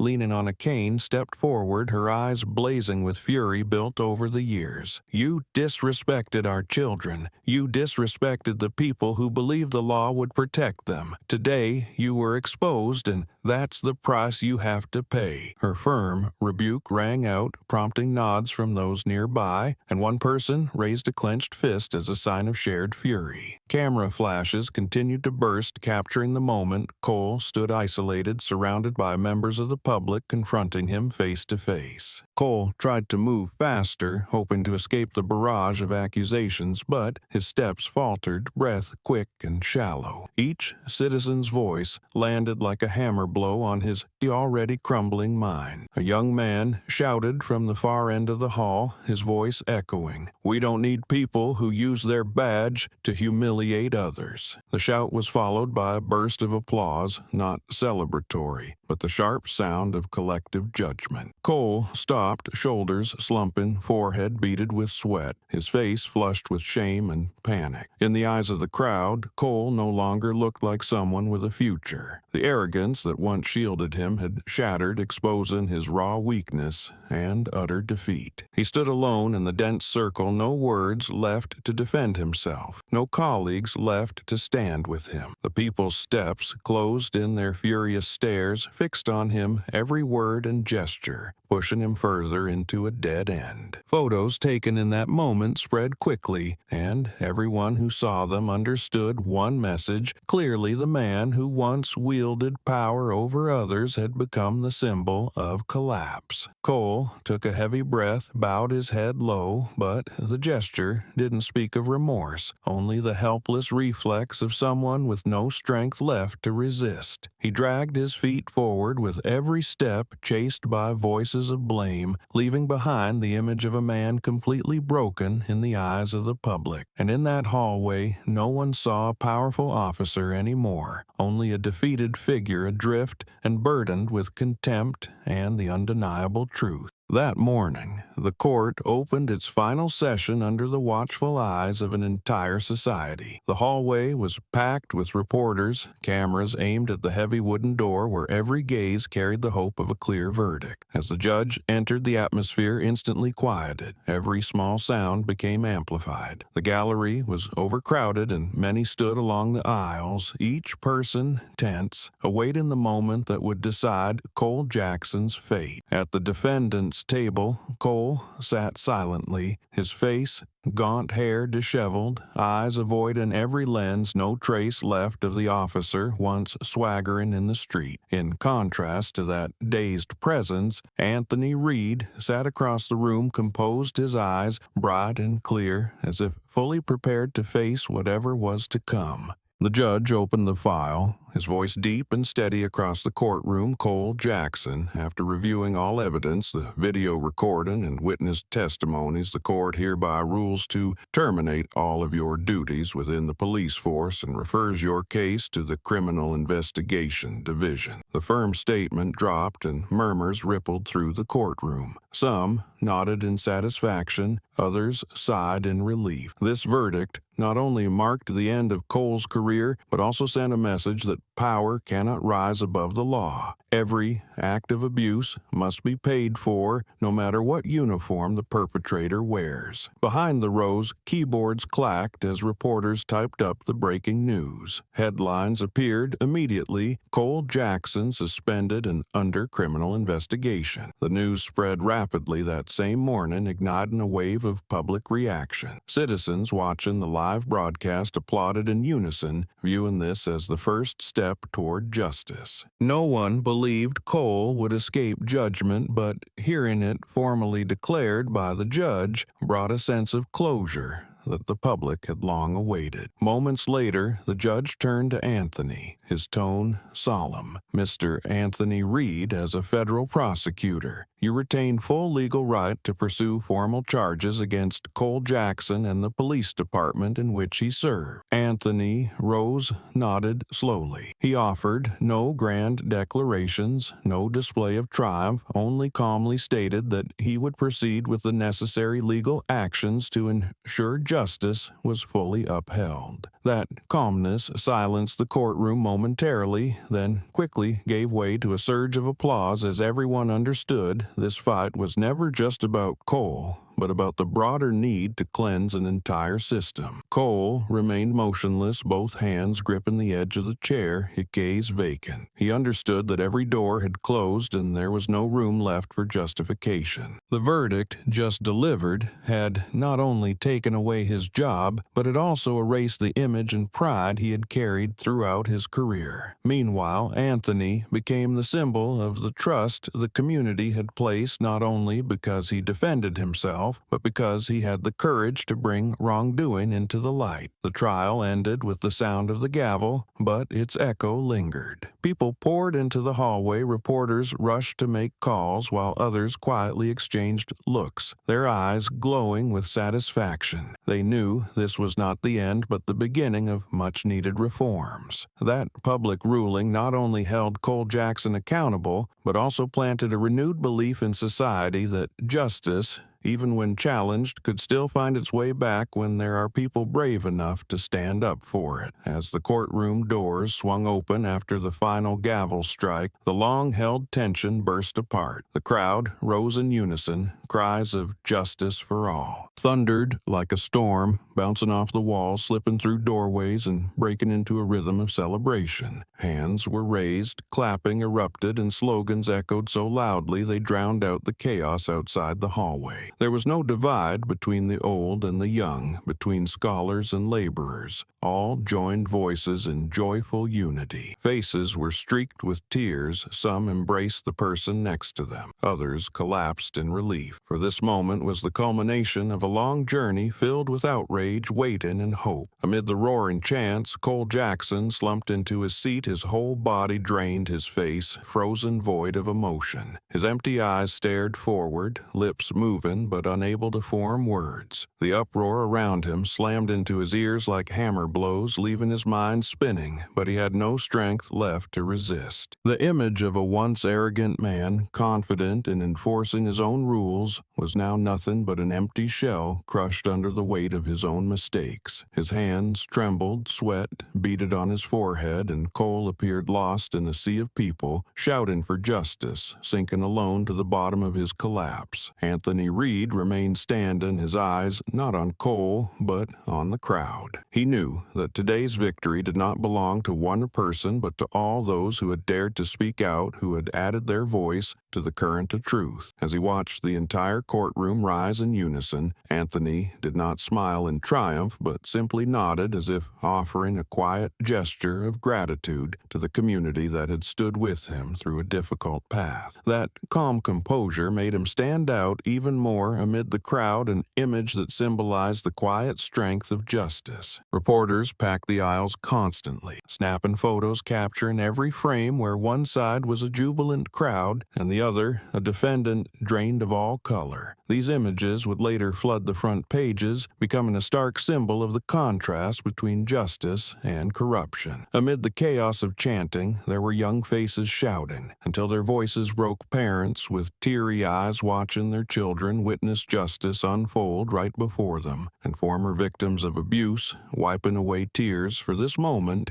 had fulfilled all they had once longed for. Cole collapsed into his seat, burying his face in his hands, but nothing could hide the truth that had now come to light. His bowed head no longer served to conceal, but rather marked surrender, a late admission that everything was over. In that moment, Cole's silence became the loudest statement, proving that no defense could stand against the judgment of truth. The crowd witnessed his fall and roared even louder, as if to affirm that justice was not only written in law, but had been enacted, forcing even the proudest to bow down. The chant, "Justice for all," continued to echo as the judge stepped down, as attorneys gathered their documents, and even as the heavy courtroom doors closed shut. Inside, Cole remained frozen body, slumped in his chair, eyes vacant as they stared down at the tiled floor. Outside, the jubilant crowd kept cheering, their voices spilling into the streets, broadcast through every live feed, becoming a grand symphony for a day when justice finally found its voice. And in that stark contrast, the story closed on a crystal-clear image. One side glowing with the light of truth, the other consumed by the shadow of downfall.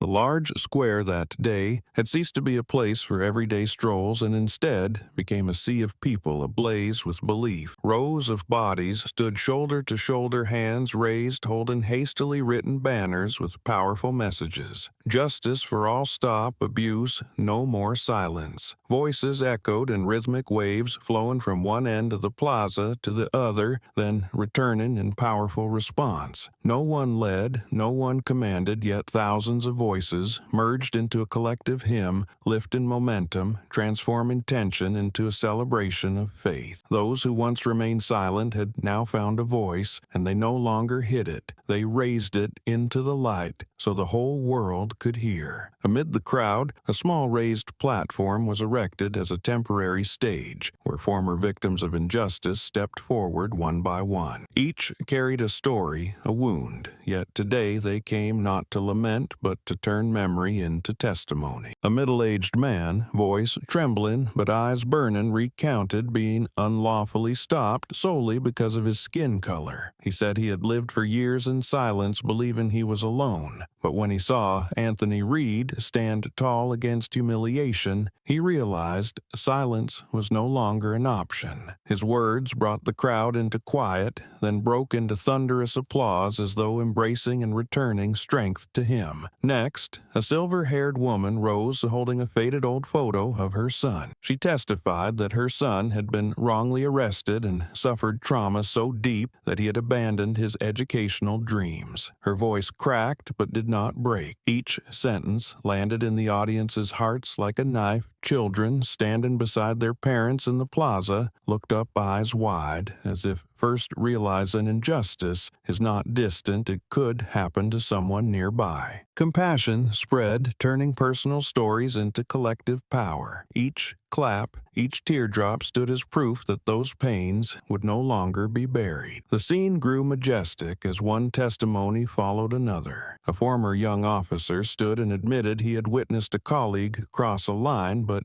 never dared to speak up. Today he spoke not to assign blame, but to assert that silence is a form of complicity, and he hoped future generations would not repeat that mistake. The crowd roared justice. The chant was not just encouragement, but a vow they would change together never again, allowing silence to become tacit complicity. The atmosphere in the square at that moment was both mournful and majestic. The stories carried individual wounds, but when raised together they became a collective song, a symphony of courage. People stood shoulder to shoulder without regard to age, skin color, or occupation, all united by a shared belief that justice belongs to everyone. As the afternoon light faded, banners remained held high, chants still resounded, and the square became a clear testament that when a community stands together, it can turn pain into strength, silence into a voice to protect what is right. After so many stories had been spoken, the square suddenly fell silent. Thousands stood side by side, but not a sound broke the hush, as if the vast space itself was holding its breath. That silence was not forced, but dense and weighty, like the moment before a storm. When all reflect on what they've heard, memories stirred, wounds reopened. An old mother wiped away a tear, a middle-aged man clenched his trembling hand, and children looked at their parents with wonder. In that moment, past, present, and hope for the future converged on a single plane, connecting everyone with an invisible thread of pain and aspiration. Then, suddenly, from the heart of the crowd, a single round of applause rang out. The clapping began solitary yet firm, echoing through the quiet and inviting more. Soon, the entire square erupted into sound, thousands of hands applauding in cascade, drowning out every remaining echo. People did not clap just to applaud, they clapped to vow, to affirm that they had stood together and that what had been buried would never be forgotten. The applause bounced off stone walls, shot upward into the sky, spreading as though to tell the whole world justice had been named right here. Reporters at the edges of the square raised their cameras' lenses, sweeping every direction, capturing each vivid moment. Images of thousands clapping in unison, banners blazing under the evening light, tears mingling with smiles, all were recorded in footage that needed no narration. Journalists typed furiously, words racing across screens, preparing to send out a message they knew would shake public opinion. Cameras flashed relentlessly,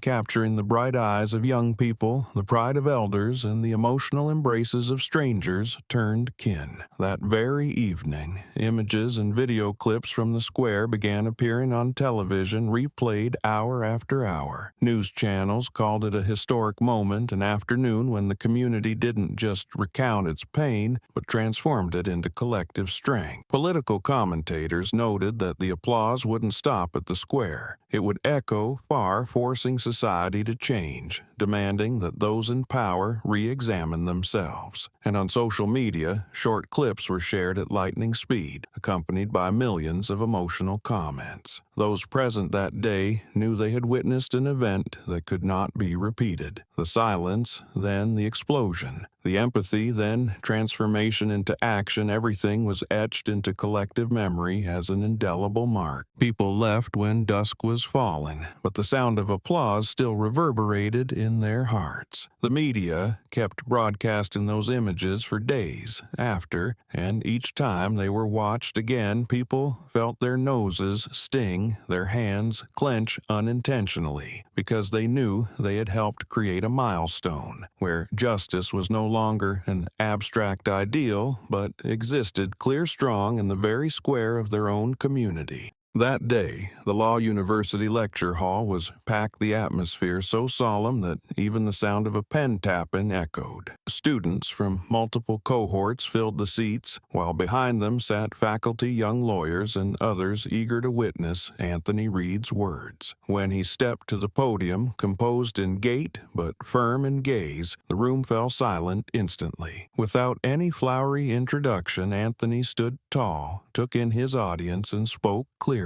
The law does not see skin color. The words resonated, each syllable etched into the lofty ceiling and brick walls, holding everyone still for a few seconds. It was not merely a statement, but a proclamation from someone who had endured humiliation to reaffirm the strength of justice. Students in the front rows bent over their notes, decisive strokes marking blank pages. Their eyes shone bright curiosity and respect mingled, as if in that moment the reason they chose law was once again confirmed. Some looked up straight at Anthony, faces glowing with renewed faith. They clearly understood this was no longer a lecturer speaking theory, but a living witness to the truth that justice may be challenged, yet it survives when someone dares to stand upright. The entire hall felt drawn to his measured, resolute voice. No one dared avert their eyes. Anthony did not cast himself as a hero. He recounted his story with the calm of someone who has passed through trial and distilled its meaning. He emphasized that authority is not a shield that places someone above the law, and that the duty of one who holds legal office is to protect fairness, not exploit it to discriminate or oppress. He looked into the faces of the young students and said, "If one day you hold the law in your hands, don't forget that it is more than words on a page. It lives only when defended by people who dare to stand upright." Those words rang truer than any theoretical lecture, embedding deeply into the hearts of listeners. The air in the lecture hall grew charged, not by noise, but by complete focus. Students typed rapidly pages filled with dense lines, many sitting quietly, eyes bright with inspiration. Glances were exchanged, heads nodded in confirmation that they had found fresh reasons to continue the difficult path of the law. A female student in the back row whispered to her neighbor, "This is what the textbooks don't teach, but it's the most important lesson." That whisper struck like a note, because everyone sensed that Anthony had turned a painful experience into a legacy for a new generation. When he paused, the air remained thick, as if the entire lecture hall still longed to hear more. Anthony gently looked around, his eyes full of hope, as if passing the torch he had carried throughout his journey to the young people before him. And in that moment it became clear that this lecture was not merely an academic event, but a milestone to remind every student that the law must be a safe refuge for all without exception. That lesson was not delivered through ornate language, but through the undeniable truth embodied by a man who had steadfastly held on to his beliefs even in the fiercest storms. Anthony paused for a few seconds, his eyes locking on to the young faces, attentively watching the light of belief and anticipation reflected in his gaze. He took a deep breath and closed with a voice low but firm. "Justice requires courage, not just words on a page." That statement did not sound like a lecture. It felt like a vow etched into the soul, each word bearing the weight of experience, of pain, and of an unshakable faith. No one moved, the entire hall silent, allowing the final echoes to sink deep into memory. Then, from the back rows, a round of applause broke out, at first scattered but quickly spreading. One person stood, then another, until the entire hall rose together. Applause thundered, echoing through the vaulted space, cascading down the rows, mingling with the sharp chants of justice from a few students, forming an unexpected chorus of conviction and unity. No one had asked them to, no one led the moment, but everyone moved in sync, as if their hearts had been stirred at once by the power of a single message. Anthony stood there, composed, his eyes brighter at the sight of the young generation's response. He did not beam with pride or raise his hands to rally them. He simply bowed his head slightly, a modest gesture, yet full of meaning. In his eyes, one could see the quiet joy of a man who knew his message had been received. He was not seeking applause, but that ovation felt like a collective promise that they would carry his lesson far beyond the walls of that room. The atmosphere in the lecture hall had become extraordinary. The rows of students, usually filled with the monotony of routine lectures, now pulsed with energy. Some wiped away tears, others lifted their heads high, eyes glowing with pride. They no longer saw Anthony as just a speaker, but as someone who had handed them a key to walk their long path ahead with renewed confidence and determination. The applause had yet to stop, growing louder with each wave, as if everyone wished to stretch that moment into eternity. The media was present as well, camera lenses sweeping across the hall, capturing the scene of hundreds of people rising together, hands clapping in rhythm, eyes shining with conviction. Those recordings would later be broadcast repeatedly, serving as evidence of a lecture that was not only educational but also sparked a spiritual movement. Amid the loud applause, a young student whispered to the friend beside them, "This isn't just a lesson, it's a reminder to live true to what we chose." Anthony quietly stepped away from the lectern, leaving behind the ongoing applause. He descended the steps, walking between the rows of students standing solemnly, many reaching out to lightly touch his arm as if trying to hold on. But he only nodded, his gaze gentle, as if affirming that they had understood that they would carry the torch forward. And in that moment, the applause was no longer just sound, it became the heartbeat of a generation, echoing and lingering, marking a moment they would carry with them on their journey in search of justice.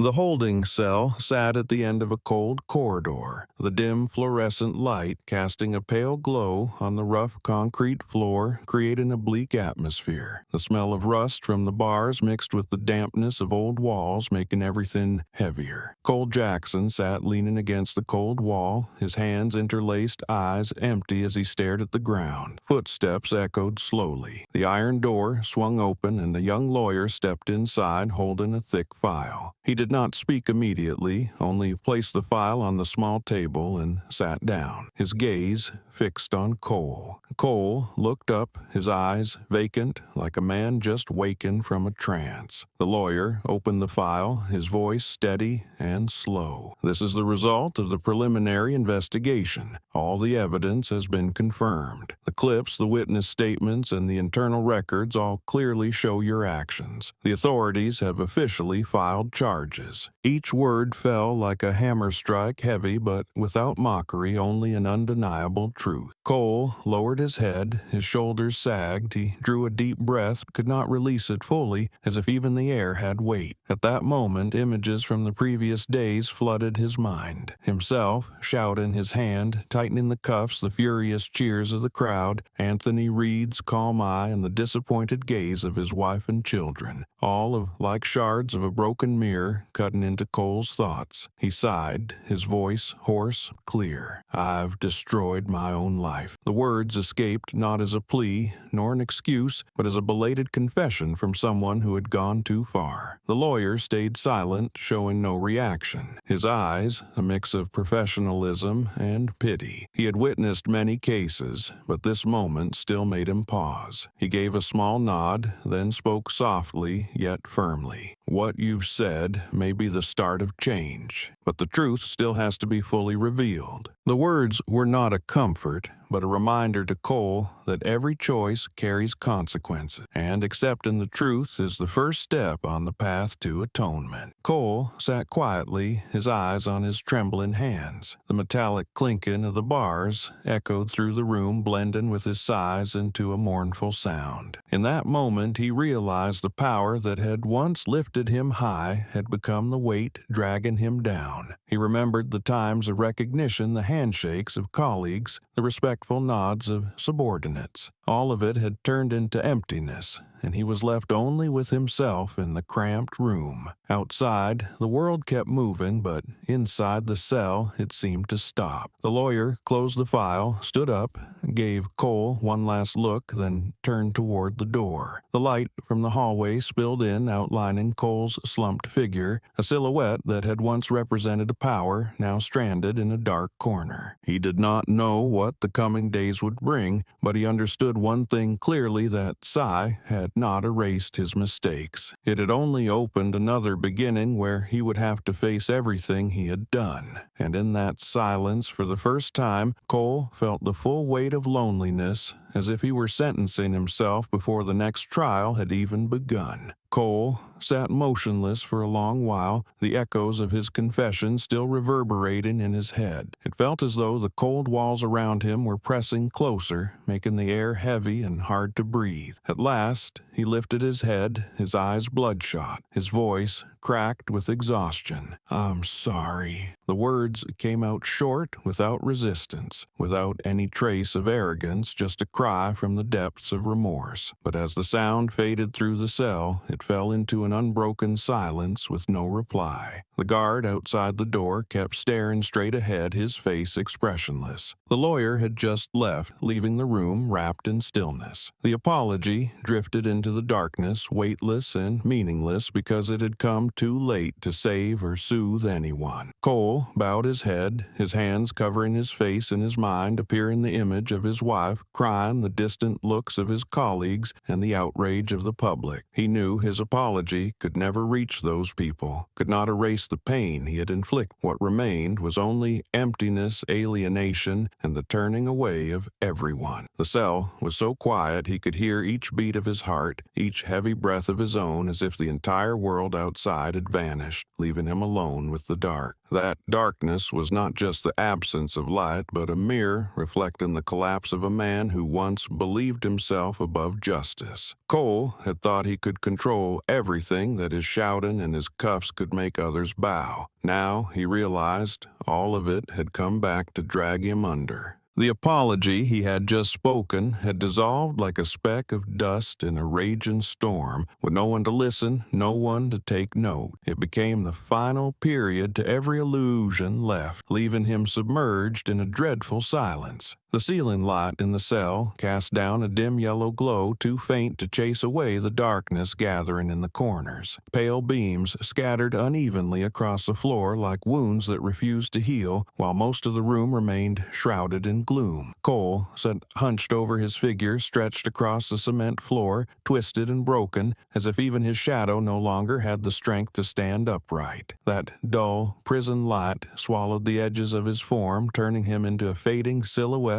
slowly dissolving into the surrounding darkness. In that moment, Cole felt the weight of absolute loneliness. No one was listening, no one was waiting, not even his apology had found a place in the heavy air around him. He sat there, head bowed, letting the dim light fall over him until the darkness finally swallowed his entire frame. The cold silence of the cell became the harshest sentence of all, cutting deeper than any courtroom verdict ever could. And in the end, Cole Jackson was no longer the arrogant officer, no longer the defendant standing trial, but only a shadow fading in a cold prison cell where time seemed to stop, just to etch in stone the total collapse of a man. The Justice Museum echoed with the scattered footsteps of early visitors that morning. Inside the vast space, soft white lights spread across the exhibits, casting a warm glow on the panels and artifacts. The main gallery was more crowded than usual, as word had spread that a new item had been added, one tied to a case that once shook the entire nation. In the center of the large room, behind a clear protective glass, a prosecutor's badge sat prominently on a dark wooden pedestal surrounded by photos and written accounts of the events that the public could never forget. The badge was no longer new, the marks of time still visible on its surface, but the light made it stand out, turning it into the room's focal point. Beneath it, a small metal plate bore an engraved inscription, neat and firm. Justice does not yield to prejudice. The words glowed in the eyes of the viewers, a message that transcended time, meant not only for the present generation, but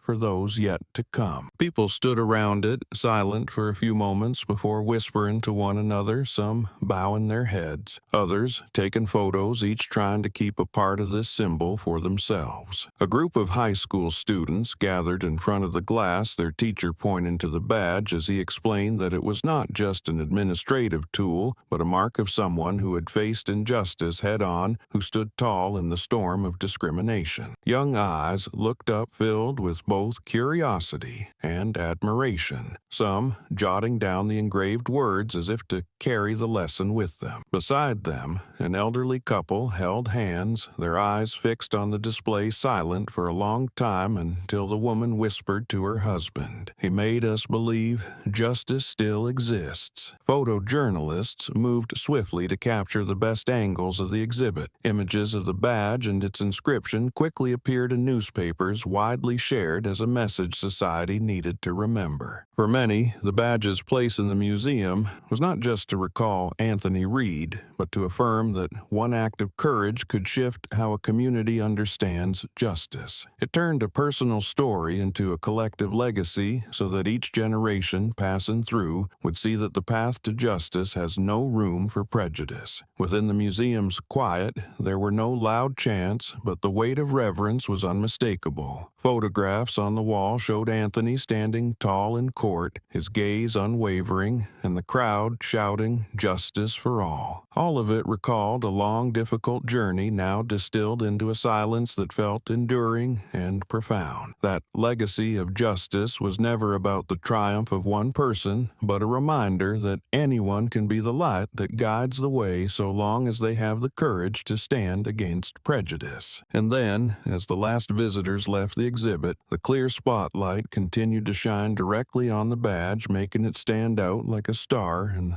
the silent room. The engraved words beneath it continued to glow, as if whispering a reminder to every generation that justice never accepts bias. In that moment, the museum was no longer just a place for artifacts, but a temple of belief where the past and present met to affirm that justice is the only foundation a society must preserve. The space inside the gallery gradually quieted, even the soft footsteps fading away, leaving behind a solemn atmosphere. Small groups of visitors stood around the prosecutor's badge behind the glass, none speaking each, offering silent respect to the object before them. The silence wasn't awkward. It was the natural response of people standing before a symbol of dignity and resolve. Some bowed their heads. Others placed a hand on their chest as if to remind themselves that justice does not always come from written verdicts, but often from the courage to stand tall in the hardest moments. Among the quiet crowd, a group of children was led in by their teachers. They were young, their wide eyes filled with curiosity as they looked at the badge glowing under the light. A boy tugged at his mother's hand, whispering a question so innocent it made several people nearby pause. Who was he? The question rang out in the silence like a bell, reminding everyone that each new generation must learn the story behind this small object. The mother gave a gentle, sad smile, leaned down, and answered slowly so her child could understand. He was the man who proved justice doesn't see skin color. That simple reply made the boy's eyes light up, his lips mouthing the word justice, as if trying to remember it. Other children watched too, some nodding, others asking the teacher about the meaning of the words engraved beneath the badge. The teacher, his hair already gray, stood beside them and softly explained that those words weren't just decoration, but a reminder that in any circumstance, bias and prejudice have no place in a fair society. The children listened quietly, then bowed their heads before the glass, a small gesture filled with sincere reverence. The adults, watching the scene, couldn't help but be moved. Some sighed, others smiled faintly because they understood that the greatest value of this legacy wasn't in punishing the wrongdoer, but in planting belief in the next generation. When pure, curious questions came from the mouths of children, the community found found a reason to keep holding on to the hope that justice can be upheld and passed on. The image of those children standing before the badge, their eyes shining with wonder, became proof that the memory of Anthony Reed would not fade, that it would live on through the lessons embraced by the new generation. The plaza outside the museum still buzzed with voices, but inside the exhibition room, silence and the whispers of children blended into a delicate symphony. The visitors said nothing more. They simply looked at one another, exchanged glances, and then turned their eyes back to the display. The quiet of the adults, the curiosity of the children, and the gentle explanations from teachers turned the moment into a meaningful tableau. It served as a reminder that justice is not protected only by courtrooms, but also by collective memory, by the passing of knowledge between generations.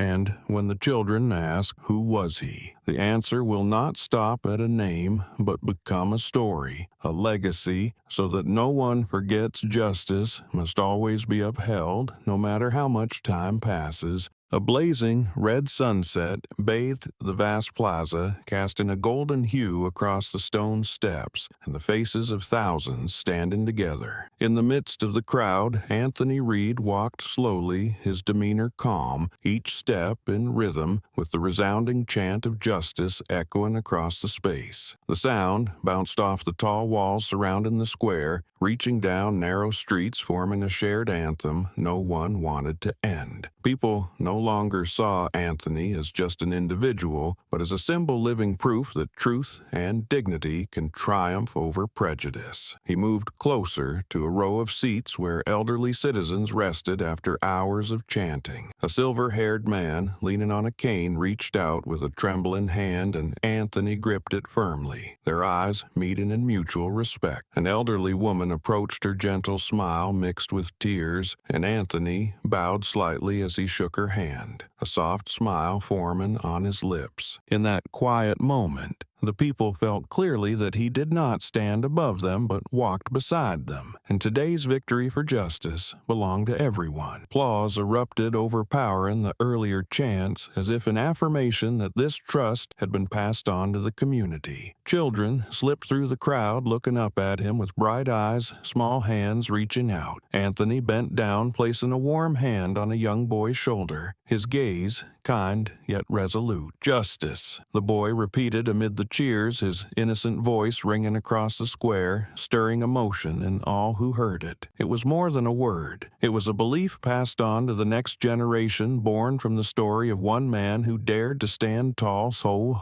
in the face of adversity. As the sun slowly dipped below the horizon, a soft orange light blanketed the square, yet no one wanted to leave. They kept chanting, singing spontaneous melodies hand in hand, like an invisible thread binding them together. Anthony stood at the center, eyes gently closed, listening to the sound of thousands united as one. He no longer needed to speak, for every action and word throughout the journey had become the clearest testament of all. That moment marked a perfect conclusion, but also a new beginning. The difficult journey had come to an end, but the legacy of justice remained spreading and enduring. As Anthony left the square to the echo of prolonged chants, his face lit by the setting sun, a quiet smile on his lips carried an unspoken promise: justice will always be present wherever people still dare to stand for one another. And in the echo resounding through the air, the story came to a close, only to open a new chapter where faith and courage continue to guide the generations to come. The chants from the square did not cease, even as the glow of sunset slowly faded, wave after wave of people rising like a surging tide.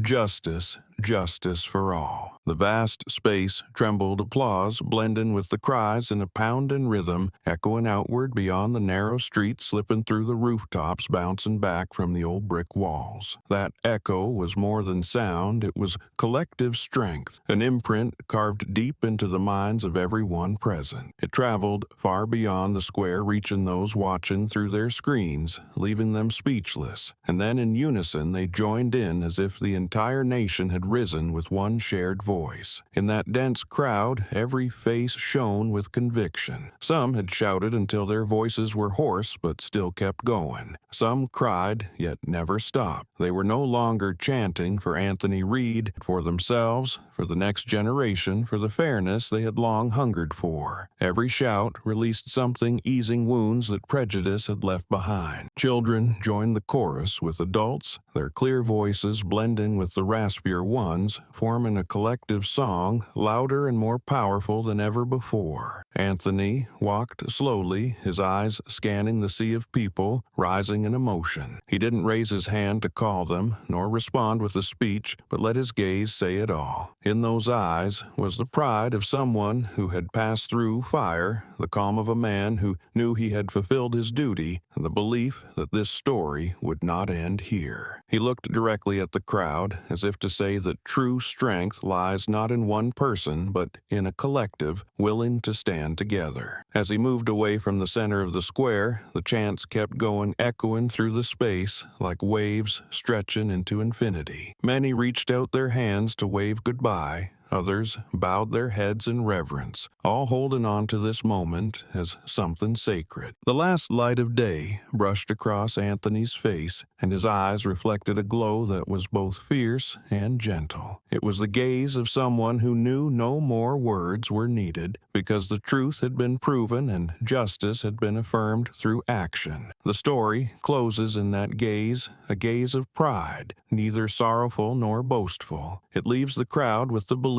that justice is never silent. It may be challenged, it may be obscured, but it will always return brighter and stronger. That distant echo of chanting, blended with Anthony's final glance, becomes the perfect ending to a journey that needs no further words, because the power of justice has already been etched into the hearts of the people. And as the last rays of sunset faded, the story came to an end. But its resonance would echo endlessly in the collective memory of those who once stood in that square. The story ends under the sunset, yet its reverberations continue to spread through the minds of the people and into future generations. The image of Anthony Reed walking tall through a square filled with chants of justice is not just a closing chapter to a crisis, but a statement on the enduring power of truth. From the morning he was escorted to court amid insults to the moment he reclaimed his title as a federal prosecutor, that journey revealed not only the corruption of power, but also reinforced the belief that justice may be delayed, but never erased. People now look back and realize that Cole Jackson's greatest mistake wasn't a momentary lapse, but a deep disregard for the dignity of others. It was arrogance that pushed him over the edge. The moment Cole collapsed in the courtroom or wandered aimlessly through the courthouse hallways was more than the downfall of one man. It was a reflection of the failure of power built on prejudice and suppression. And as Cole faded into a shadow inside his prison cell, it became clear that no rank or uniform is enough to hide the truth. In contrast to that decline, Anthony became a symbol of calm strength and courage. He didn't need to shout or use force. His resolve and timely words awakened an entire society. When he declared, "The law sees no color," or "Justice needs courage, not just words," those statements reached far beyond a courtroom and became guiding principles for countless young people entering the legal field. His presence in the Justice Museum, where his official badge is displayed, stands as proof that one person who dares to stand tall can leave behind an eternal legacy. What matters most is not only the confrontation between two individuals, but also how the community responds. From the first shaky video clip, the outrage on social media, to the chants echoing in the square, all came together to create pressure that forced justice to speak. The people were no longer passive spectators. They became participants in the process, proven that when they rise together, no abuse of power can bury the truth. The thunderous applause in the lecture hall, the silence followed by an eruption in the square, all served as undeniable proof of collective strength. From this story, the first lesson is that human dignity is inviolable. When Anthony remained silent in the face of humiliation, it was not weakness, but a choice to let the truth speak for itself. The second lesson is that